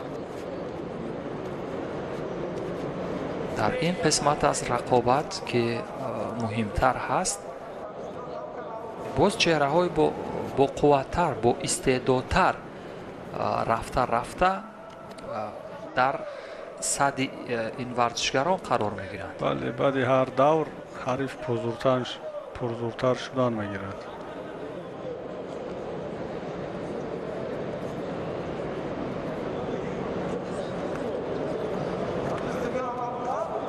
Умар Расулов як давр истироҳат карда буд. дар даври дуюм бар Мирзо Ализода Мансур пирӯз шуд ва пирӯзии ӯ ҳам бо иҷрои усулҳои ҷаззоб ва диданӣ рақам хӯрда буд. ба ҳамин тартиб дар ин қисмат аз рақобат бубинем ба таъбире доваш омад накарда истодааст. ва довар фикрам ба Расулов огоҳӣ дода мешавад барои ё ба ҳарду бо сабаби камкорӣ ё камфаъолӣ.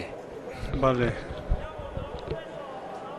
ва шумо боре дар айни рақобати дастпарварон ё шогирдонатон ҳамин гуна истилоҳеро ба кор мебаред ки масалан гузаштагони мо мегуфтанд дар гӯштини миллӣ бобоёни мо ки доваш омад накард.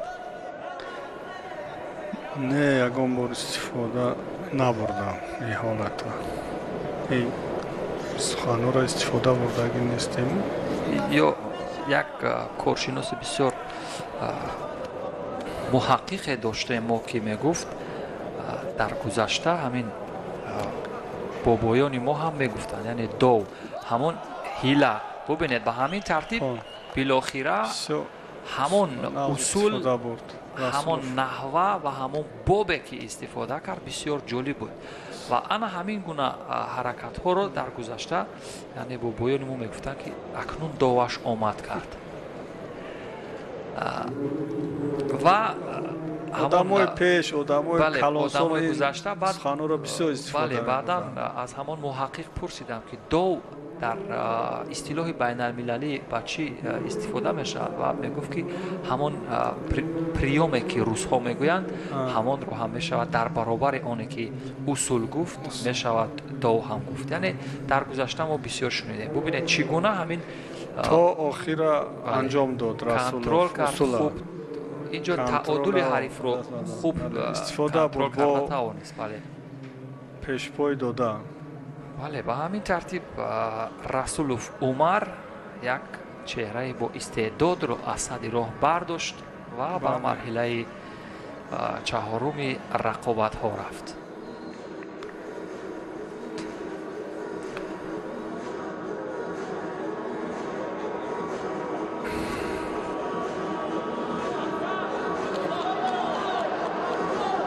паҳлавони рус бошад. бале бале паҳлавони рус ҳамон даври сеюм аст. даври сеюм шодмон ризоев бо ҷудогии кабуд аст он паҳлавони рус. ин чеҳра ки рӯи тасвир мебинем ва бубинем дар баробари паҳлавони тоҷик чӣ кор хоҳад кард.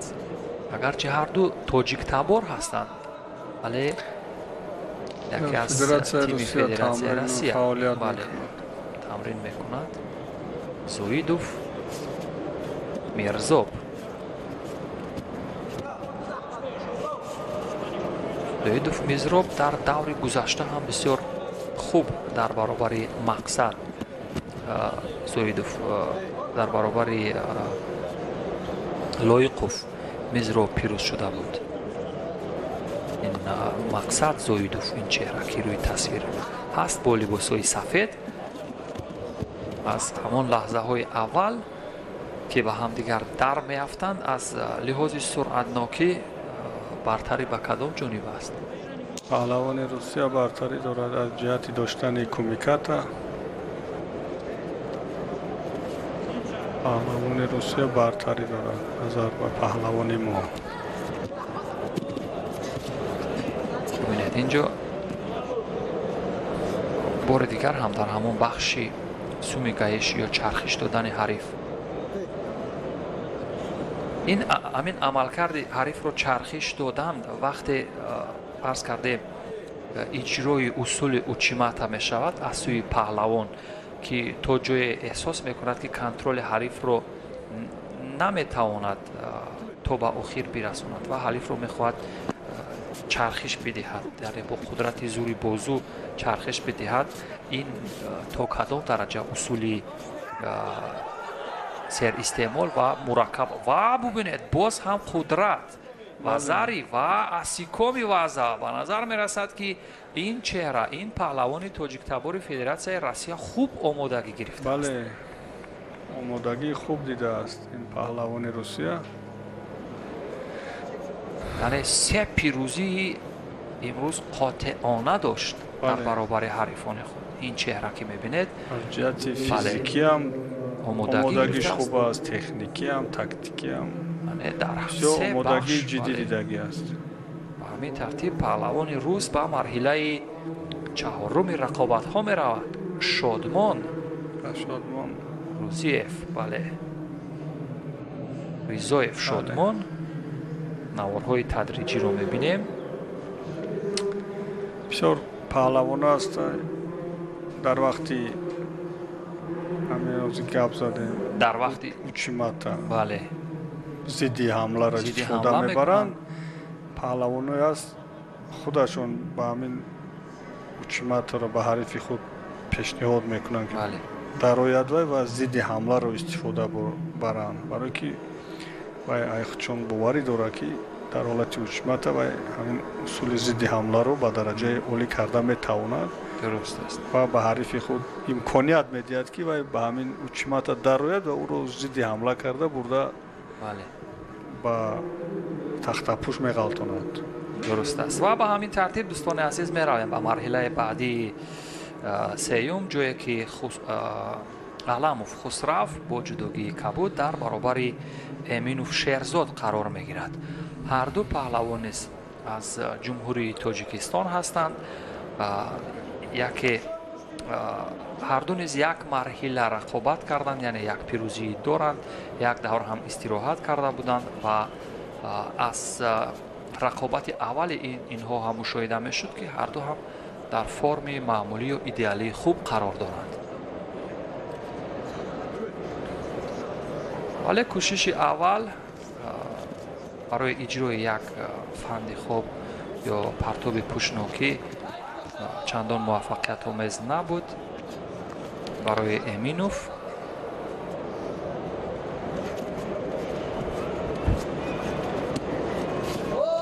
بار دیگر نیز به همین روش، اگر یادتان باشد به همین روش پیروز شده بود. تا موینگی رو استفاده میکرد.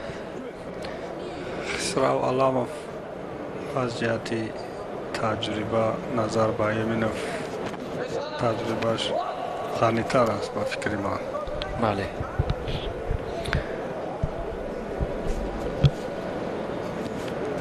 همین است که در عین اجرای اصولهای حریف، یعنی ضد اصول حریف، دفاع‌های به مورد دارند. بله.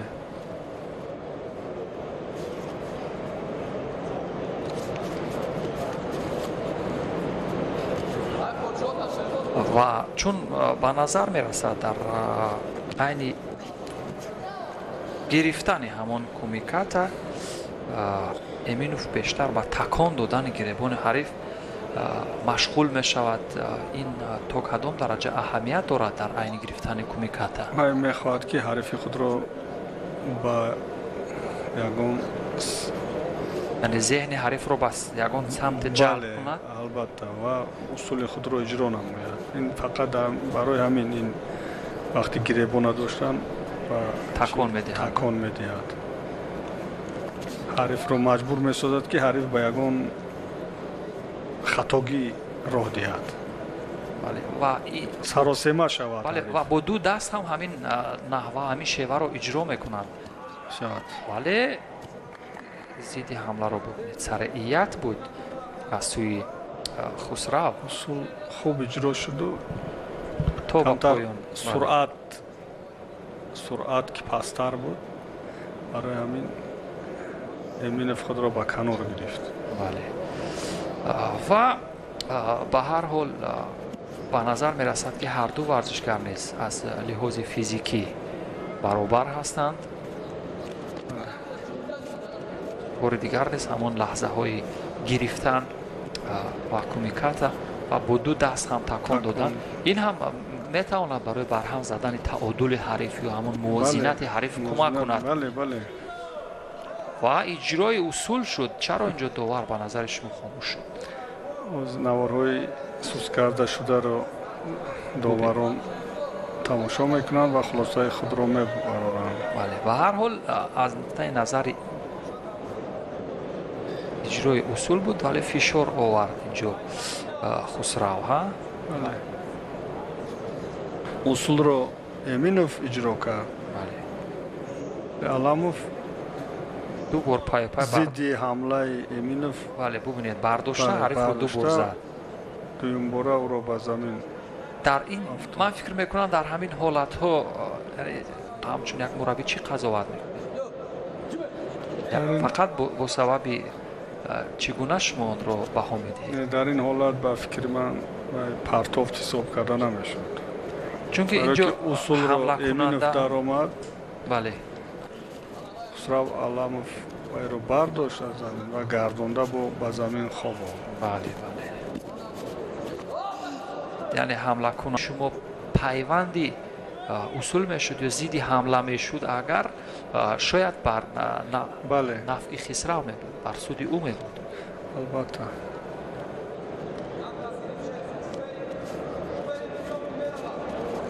به هر حال ما هم مشاهده کردیم امروز در بخش های مختلف ورزشکاران توسعه یافتند، رشد کردند.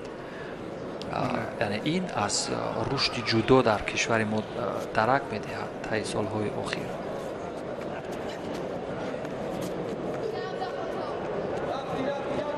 و به ویژه برگزاری همین مسابقه های بین المللی. البته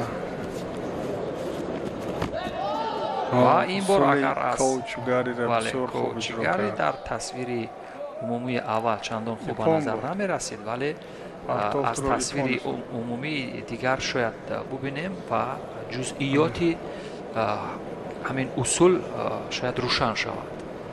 کوچگاری که ذکر کردید یا همون فنونی ضربه آیی از داخل پای حریف به سمت‌های گوناگون. بله، به همین ترتیب علاموف خسرو ببینیم جزئیاتی که روی تصویر هست. ولی در همین جا اگر نواربردار یکم تیزتر همون نوار رو میکشید خب با سرعت بلند اصول رو اجرا کرد خسرو علاموف. همون طوفانی آغاز کردن یا با سرعت رعد و برق ببینید توانست که نتیجه بخش باشد. به همین ترتیب خسرو علاموف موفق شد.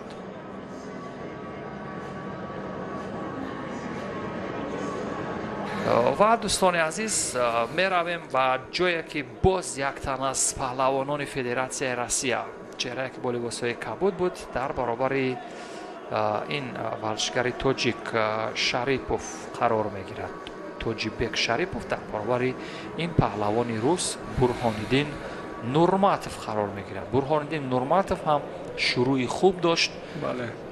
با دو پهلوان پیروز شد. در دور اول اسدی رو مبارز یه در شویف رو برداشت. در دور دوم حیدری سید اکبرزاده رو مغلوب کرد. اکنون در دور سوم است در برابر توجیبک شریپوف. برهاندین نورماتوف این هم پهلوان توجیک تباری تیم جودوی فدراسیون روسیه هست.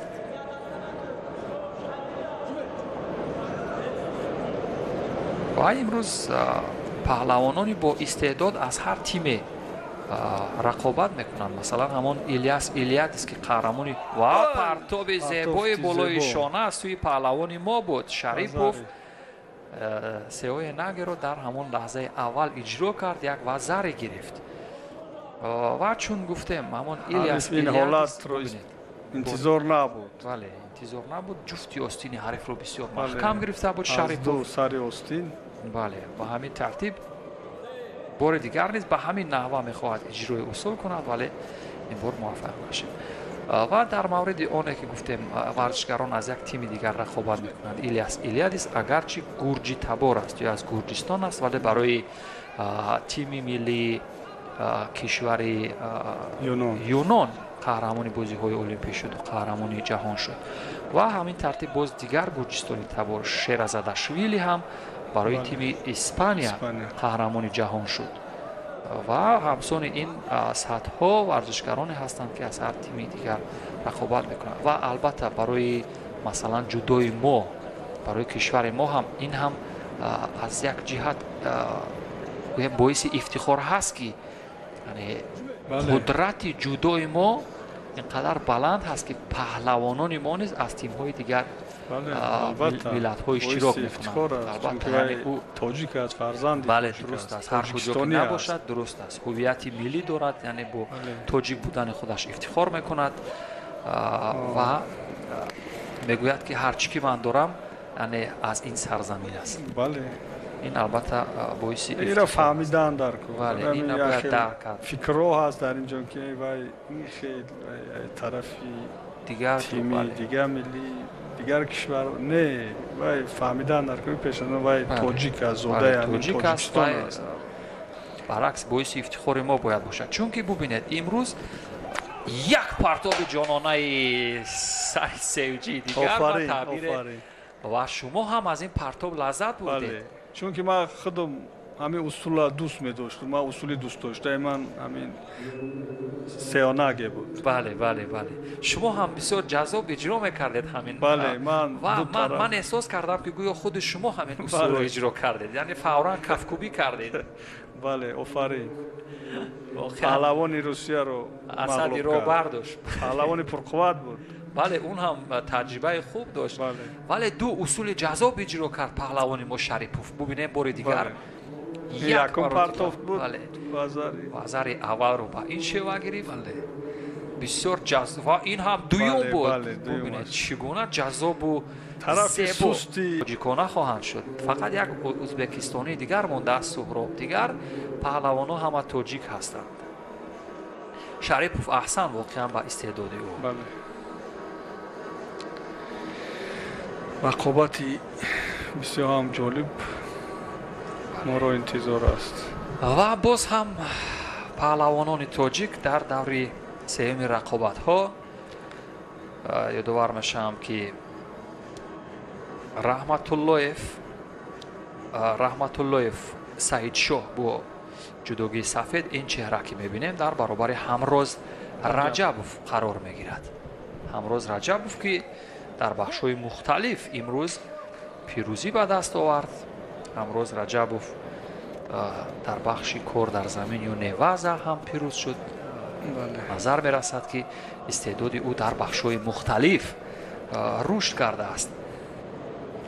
ба ҳар ҳол то ин ҷои рақобатҳо аз истеъдоду ҳунари паҳлавонони тоҷик метавон қаноатманд буд. сол ба сол бояд ҳам ки рушд кунанд паҳлавонои мо аз ин мусобиқа ба мусобиқаи дигар. дар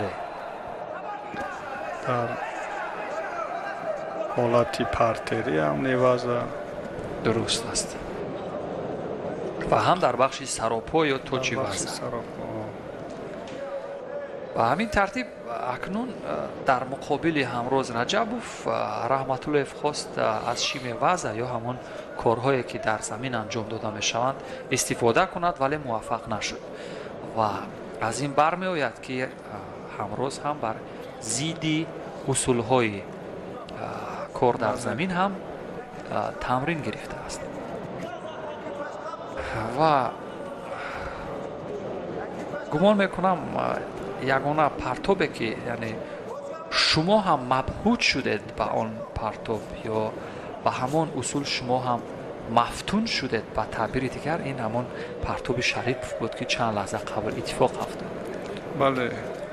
ва ба назари шумо чаро ҳамин гуна партобҳо кам иттифоқ меафтанд? партобҳои сеоенаге ин усул бисёр усули дар вақти тамринам усули мушкил аст кор кардан, зеро ки чизи бисёр талаб мекунад. маҳорат, қувва. одам вақте ҳамин усула бисёр кор мекунад, монда мешавӣ, мепарӣ, мешинӣ, мешинӣ, мехезем. барои ҳамин бисёр кас ба ин усул аҳамият намедиҳад. лекин усули хуб аст. вақте худат иҷро мекунӣ, ҳамира чӣ ҳаловат, чӣ кайфият ва чӣ лаззат дорад ба таъбири дигар. усул чӣ аз ҷиҳати ҳамин даромадану партофт бисёр усули зебо аст. вақте ки вале бубинед дуруст аст, ҳар варзишгаре ки ҳамин усулро иҷро мекунад, бинанда ҳам ҳаловат мебарад. ҳамин вақте дар байни пои ҳариф парида мешавӣ, бардошта оварда ба тахта пуш мезанӣ, бисёр зебогии гӯштини ҷудоро худаш таҷассум мешавад дар ҳамин лаҳза. бисёр хуб.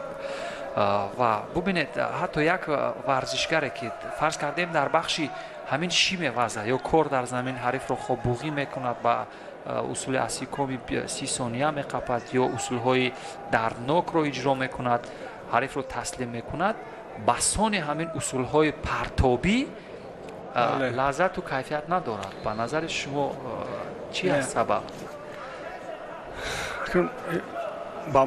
ба мардум, ба мухлисо партофти зебо бисёртар писанд. аз ҷиҳати чӣ гирем, вақти ду кас бо ҳам рақобат мекунад, фарқ надорад ба кадом восита ғолиб мешавад, ба воситаи кортҳои зард, бо партофт. ба вай муҳим ғолибият аст. ба мухлис албатта вазаре буд. мухлис фақат мехоҳад ки партов тамошо кунад, партоби ҷаззобу диданиро бинад. ва ин бор бо туфайли пойҳо довар ҳамишора мекунад ки ба ин амалкарди охире ки буд пои худро чанг андохт. Шумо ин усулро чӣ мегӯед дар бахши ҳамон боковой подсечка? як усули пойзани ҳариф аст.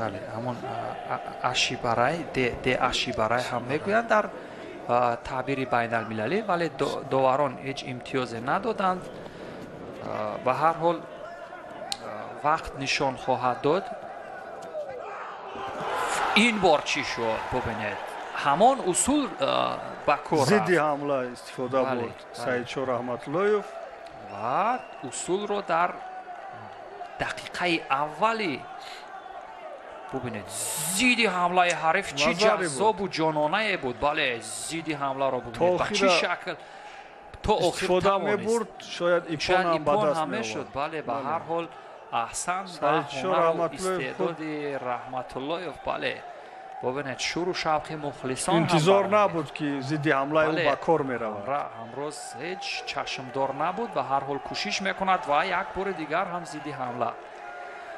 дар мавриди баъзе аз ҳамон ишораҳо жестҳои варзишгарон шумо чӣ мегӯед? бубинед доварон мураббиён ҳам эътироз мекунанд. Саидшоҳ Раҳматуллоев дуюм огоҳиро ба даст аз мурабба хориҷ шудан буд ва инҷо барои кор накардан. бале бояд тактикаро ба кор барад. бале дар сониҳои охир бояд ҳамин вақт кӯшӣ ҳам маҳорат мехоҳад. вале ҷавобро бубинед чӣ гуна рақам хӯрд.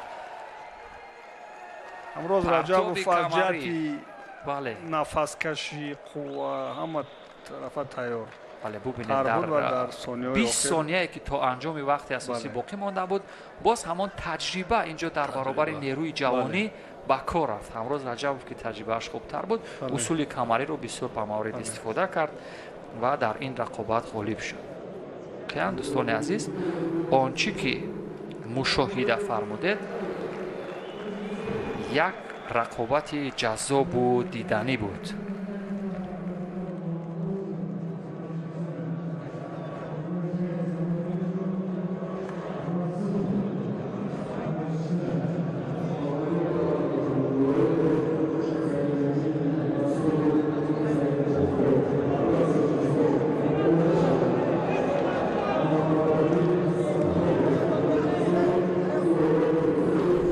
нукоти барҷаста дар наворҳои тадриҷӣ усули камарии коши ваза аз сӯи ҳамрӯз Раҷабов тақдири ин рақобатро бар суди ӯ ҳал кард. Комроншоҳи Устопирён дар баробари Фаридуни Устопиров дар ин рақобат ҳам ҳаловат бурданд, чунки ҳамрӯз Раҷабов дар тим ё клуби варзишии онҳо тамрин мекунад. Сонатулло Лоиқов дар баробари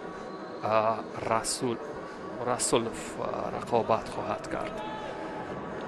Саид Мухтор Расулов аз лиҳози таҷриба ва сину сол нисбат ба Сонатулло бузургтар ҳаст. ду паҳлавон бо ҳам шиносоӣ хуб доранд аз тарзи куштин гирифтани якдигар. ва бубинем акнун таҷриба дар баробари навҷавонӣ кадоме аз ин ду чеҳра ин тазодро дар баробари ҳамдигар ба намоиш мегузорад.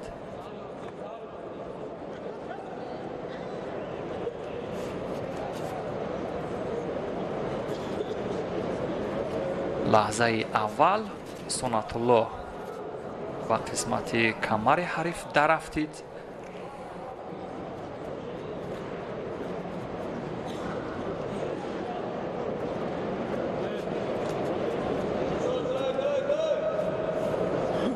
ва довар чӣ ишора мекунад? бояд корди зарб ба ҳарду бо сабаби камкорӣ барои мушти нагирифтан.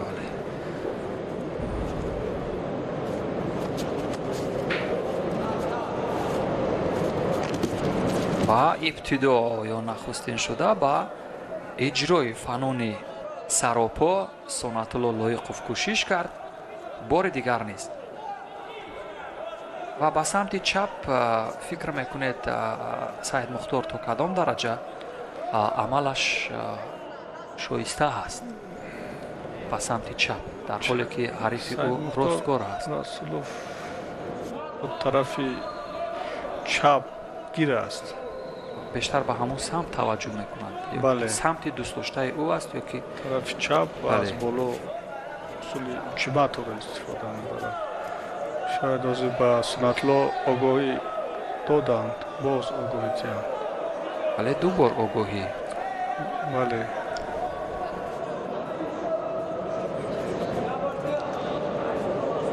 سعید مختار اصلا شاید از طرف مربی چنین وظیفه گرفته است که به طور تکتیکی این واقعی رو به فایده خود استفاده برد به اصول کارت ها. بله و فکر میکنید بله. چرا یعنی به همون در این حالت و- قوه کمتر صرف می شود. هم قواش کمتر صرف میشه. فکر میکنید اجرای اصول اگر خطر داشته باشد بله، در چی من- خواهد بود خطرش؟ غالبیت به دست آورد از جهت کارت ها. بله. این هم یک تکتیک مربی در است. مدت 1 دقیقه 52 ثانیه به همین ترتیب سعید مختار پیروز شد، هم قوت رو کم ذخیره کرد هم با مرحله بعدی سپرد، هم رقابت. ذخیره کرد برای قوازمایی آینده. بله. همین ترتیب سعید بله. مختار تجربه بر نوجوانی غلبه کرد. بله پیروز شد و بار دیگر این رو هم مشاهده کردیم، اگرچه امتیاز نگرفت بله. سعید مختار رسانوف. و به همین ترتیب دوستان عزیز بر رقابت بعدی می رویم، جایی که قوازمایی بله بسیار آزمایی جذاب جذاب. ما و شما را انتظار است، است. جایی که این سهراب ترسونوف ازبکستانی با لباس‌های کبود است. سرخانوف، بله در محمد برابر رحیم. بله محمد رحیم سرخانوف قرار میگیرد.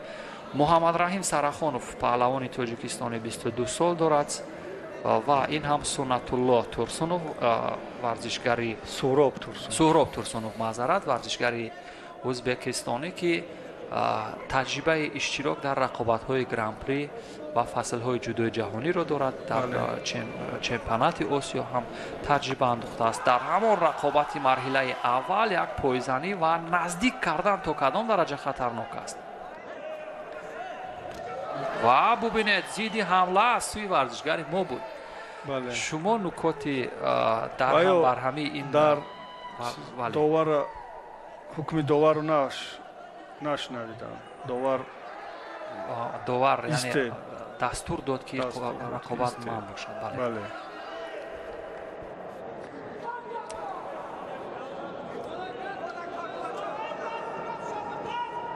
و اینجا و نظر می رسد که همون وزن ورزشگری ما نسبت به حریفش کمتر هست، بله. ولی از لحاظ چابوکی و باریز بودن در این رقابت ورزشگر ما خود را خوب وانمود میکند. اما نباید فراموش کرد که با تجربه ها در همان لحظه که موقع یا فرصت رو بله. پیدا میکنه فوراً هجوم میکنه. محمد رحیم باید سراسیمه نشود، چون که وی پهلوان ازبکستانی بسیار تجربهش خوب است و انتظار است که محمد رحیم به یگان خطاگی راه میدهد. بله اینجا چی اتفاق افتاد؟ همون این چیزی نیست. نبود. وی پهلوان ازبکستانی خود را با پشت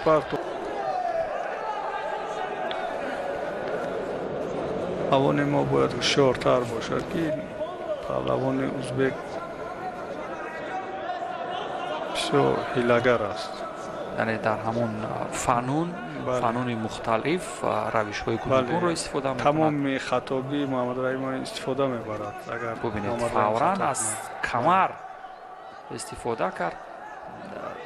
در این گونه حالت ها راه نجات فقط دور شد و در حال دفاع خوب هم بود محمد رحیم،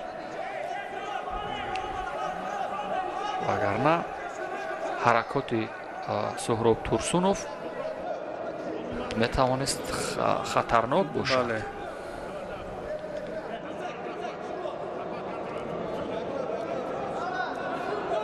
دو دقیقه از مبارزه این ورزشگران پشت سر می شود. محمد رحیم سرخانوف هم дар میون جوانان تجربه اشتراک در مسابقه های داخل کشور ازبکستان را دارد.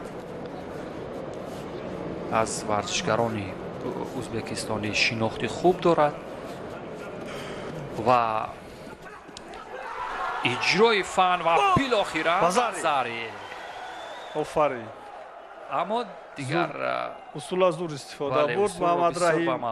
یک باز همجا اهمیت داده پیوندی اصول بود. بله بله همون تعبیری که شما گفتید همون اتفاق افتید.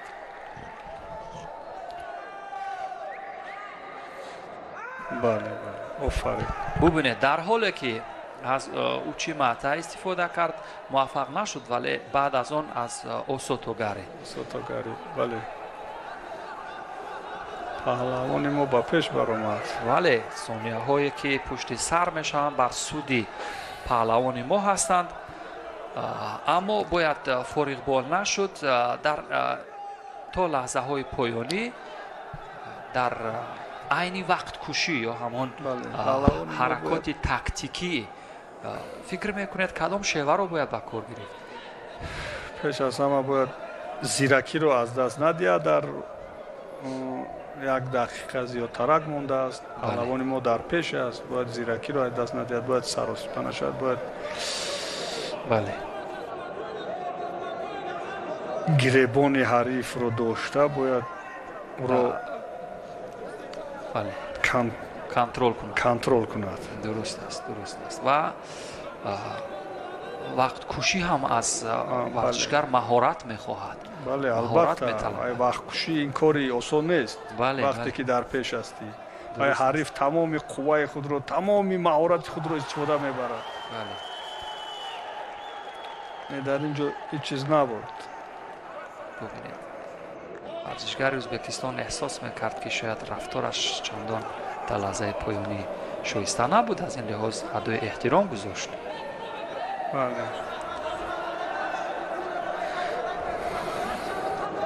ولی سرخان و فضلی لحاظ فنی خیلی رشد کرده است. شما چی نظر دارید؟ پیاپی پیوند کردن اصول ها با تعبیر شما بسیار خوب بود. ورزشگر ازبکستان اکنون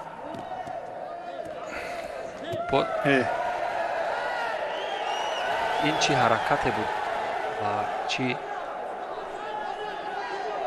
پهلوان ازبکستانی باید ببینید عزت حرمت حریف رو بجا باید رو هم بجا میارد. این مسابقه است. بله ببینید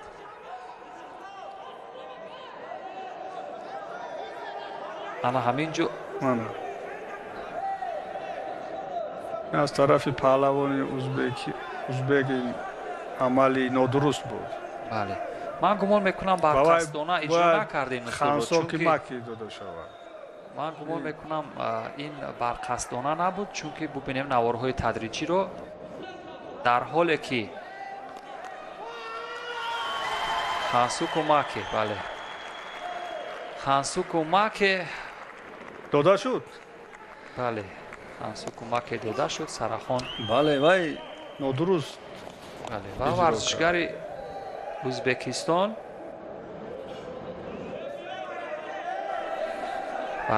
ازبکستان ادعا میکند که شما نادرست در مقابل آن عمل قضاوت کردید.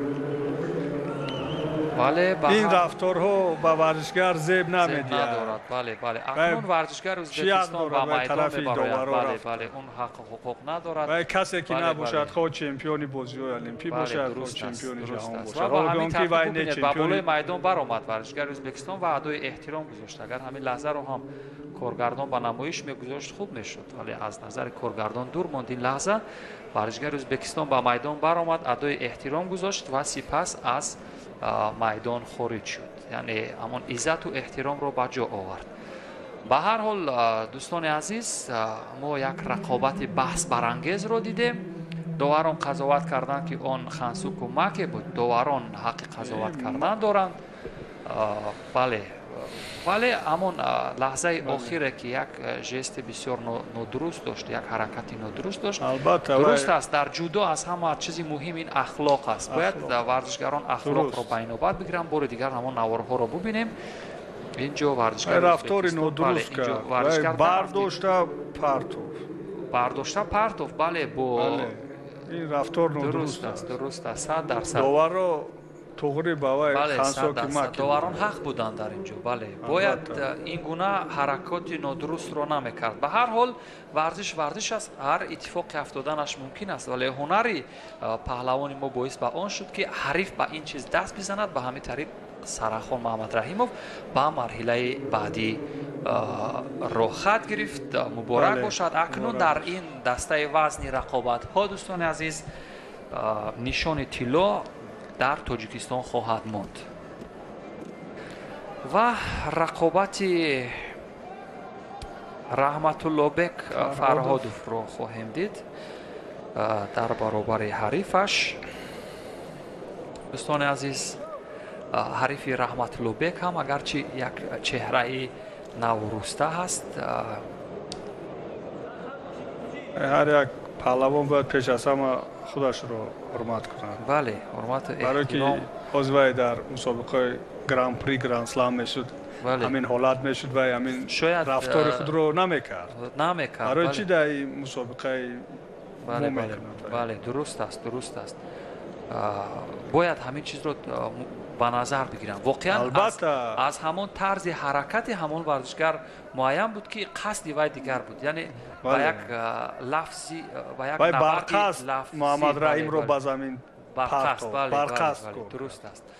ولی به هر حال در موردش صحبت کردیم که یعنی ورزشگران باید همون آداب و اخلاق که از همان نکته مهمی فلسفه جودو است بجا بیارن و از هر گونه ژست، حرکاتی ناشایسته.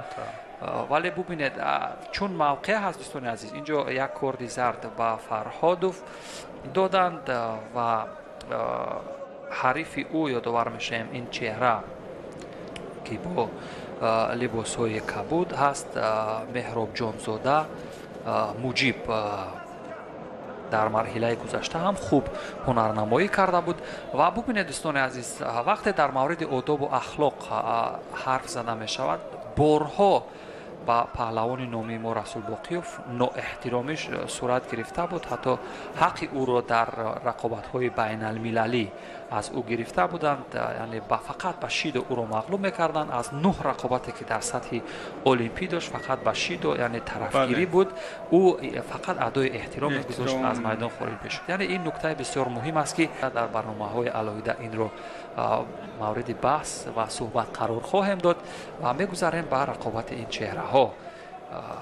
دو ورزشگری که هر دو هم از لحاظ فنی رشد کرده هستند، یعنی این چهره از جهت قد و وزن مهراب جانزاده کمتر برتری دارد نسبت به رحمت الله فرهادوف. لیکن خیلی که گفتیم وی در وقتی رقابت وی قد بلند چندان نقش مهم نیست. درست است. ولی ببینیم رحمت الله بک در مرحله گذشته در بخش کور در زمین یا نیواز غالب شد. این بار پرتاب کمری داشت از دستی چپ و قسمت کمر بسیار خوب و به مورد استفاده کرد و وزری گرفت. در کاش وزه مهراب جانزاده انتظار نبود شاید همین حرکتی که از سوی رحمت الله بک صورت گرفت. رحمت الله بک چون از نظر از نگاه قامتی فرق میکند، میخواهد که همون کمیکت را از قسمت کمر بگیرد ولی نمیگذارد رحمت الله بک.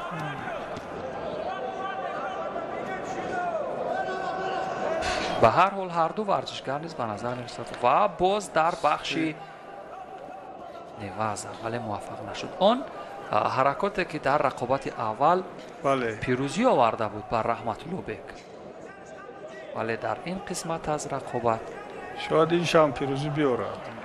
بله اکنون بله در اسیکومه در نیواز و در حالی که ورزشگر خسته می شود چند رقابت چون به نواز در می افتد ولی از نواز رها شد در ثانیه نهم بود در ثانیه نهم بود ولی اینجا ایپون میگویند داوران وقتی داور نظریف من کرد 9 ثانیه بود ولی گمان میکنم ثانیه سنج در اینجا حق باشد و هر حال وقت نشان خواهد داد ببینیم داوران چی قضاوت میکنند حساب نکردن 9 ثانیه بله 9 ثانیه 8 به 9 بود که داور از همین چنگ حریف رها شده بود مهراب جانزاده ولی یک ثانیه از نرسید نیم دقیقه دیگر تا انجام وقت اساسی اصول معمولی اوچیماتا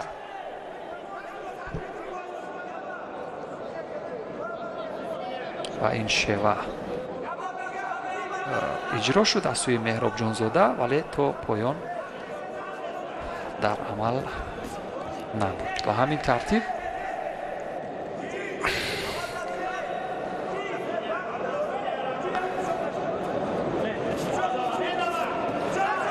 و موقعیت گریزی همین فرهاد رحمت‌الله رو در چی میبینید موافقت میکند به همین لحظه پایان وزاری دارد رحمت‌الله بگ و در آخران ثانیه ها میخواهد همین برتری خود رو نگاه دارد بله و همین شیوه راهی گریز و وقت کشی و به همین ترتیب دوستان عزیز در این رقابت رحمت‌الله بگ فرهادوف پیروز می شود و راه مبارزه را در مرحله بعدی رقابت ها ادامه خواهد داد. با همین ترتیب دوستان عزیز مرحله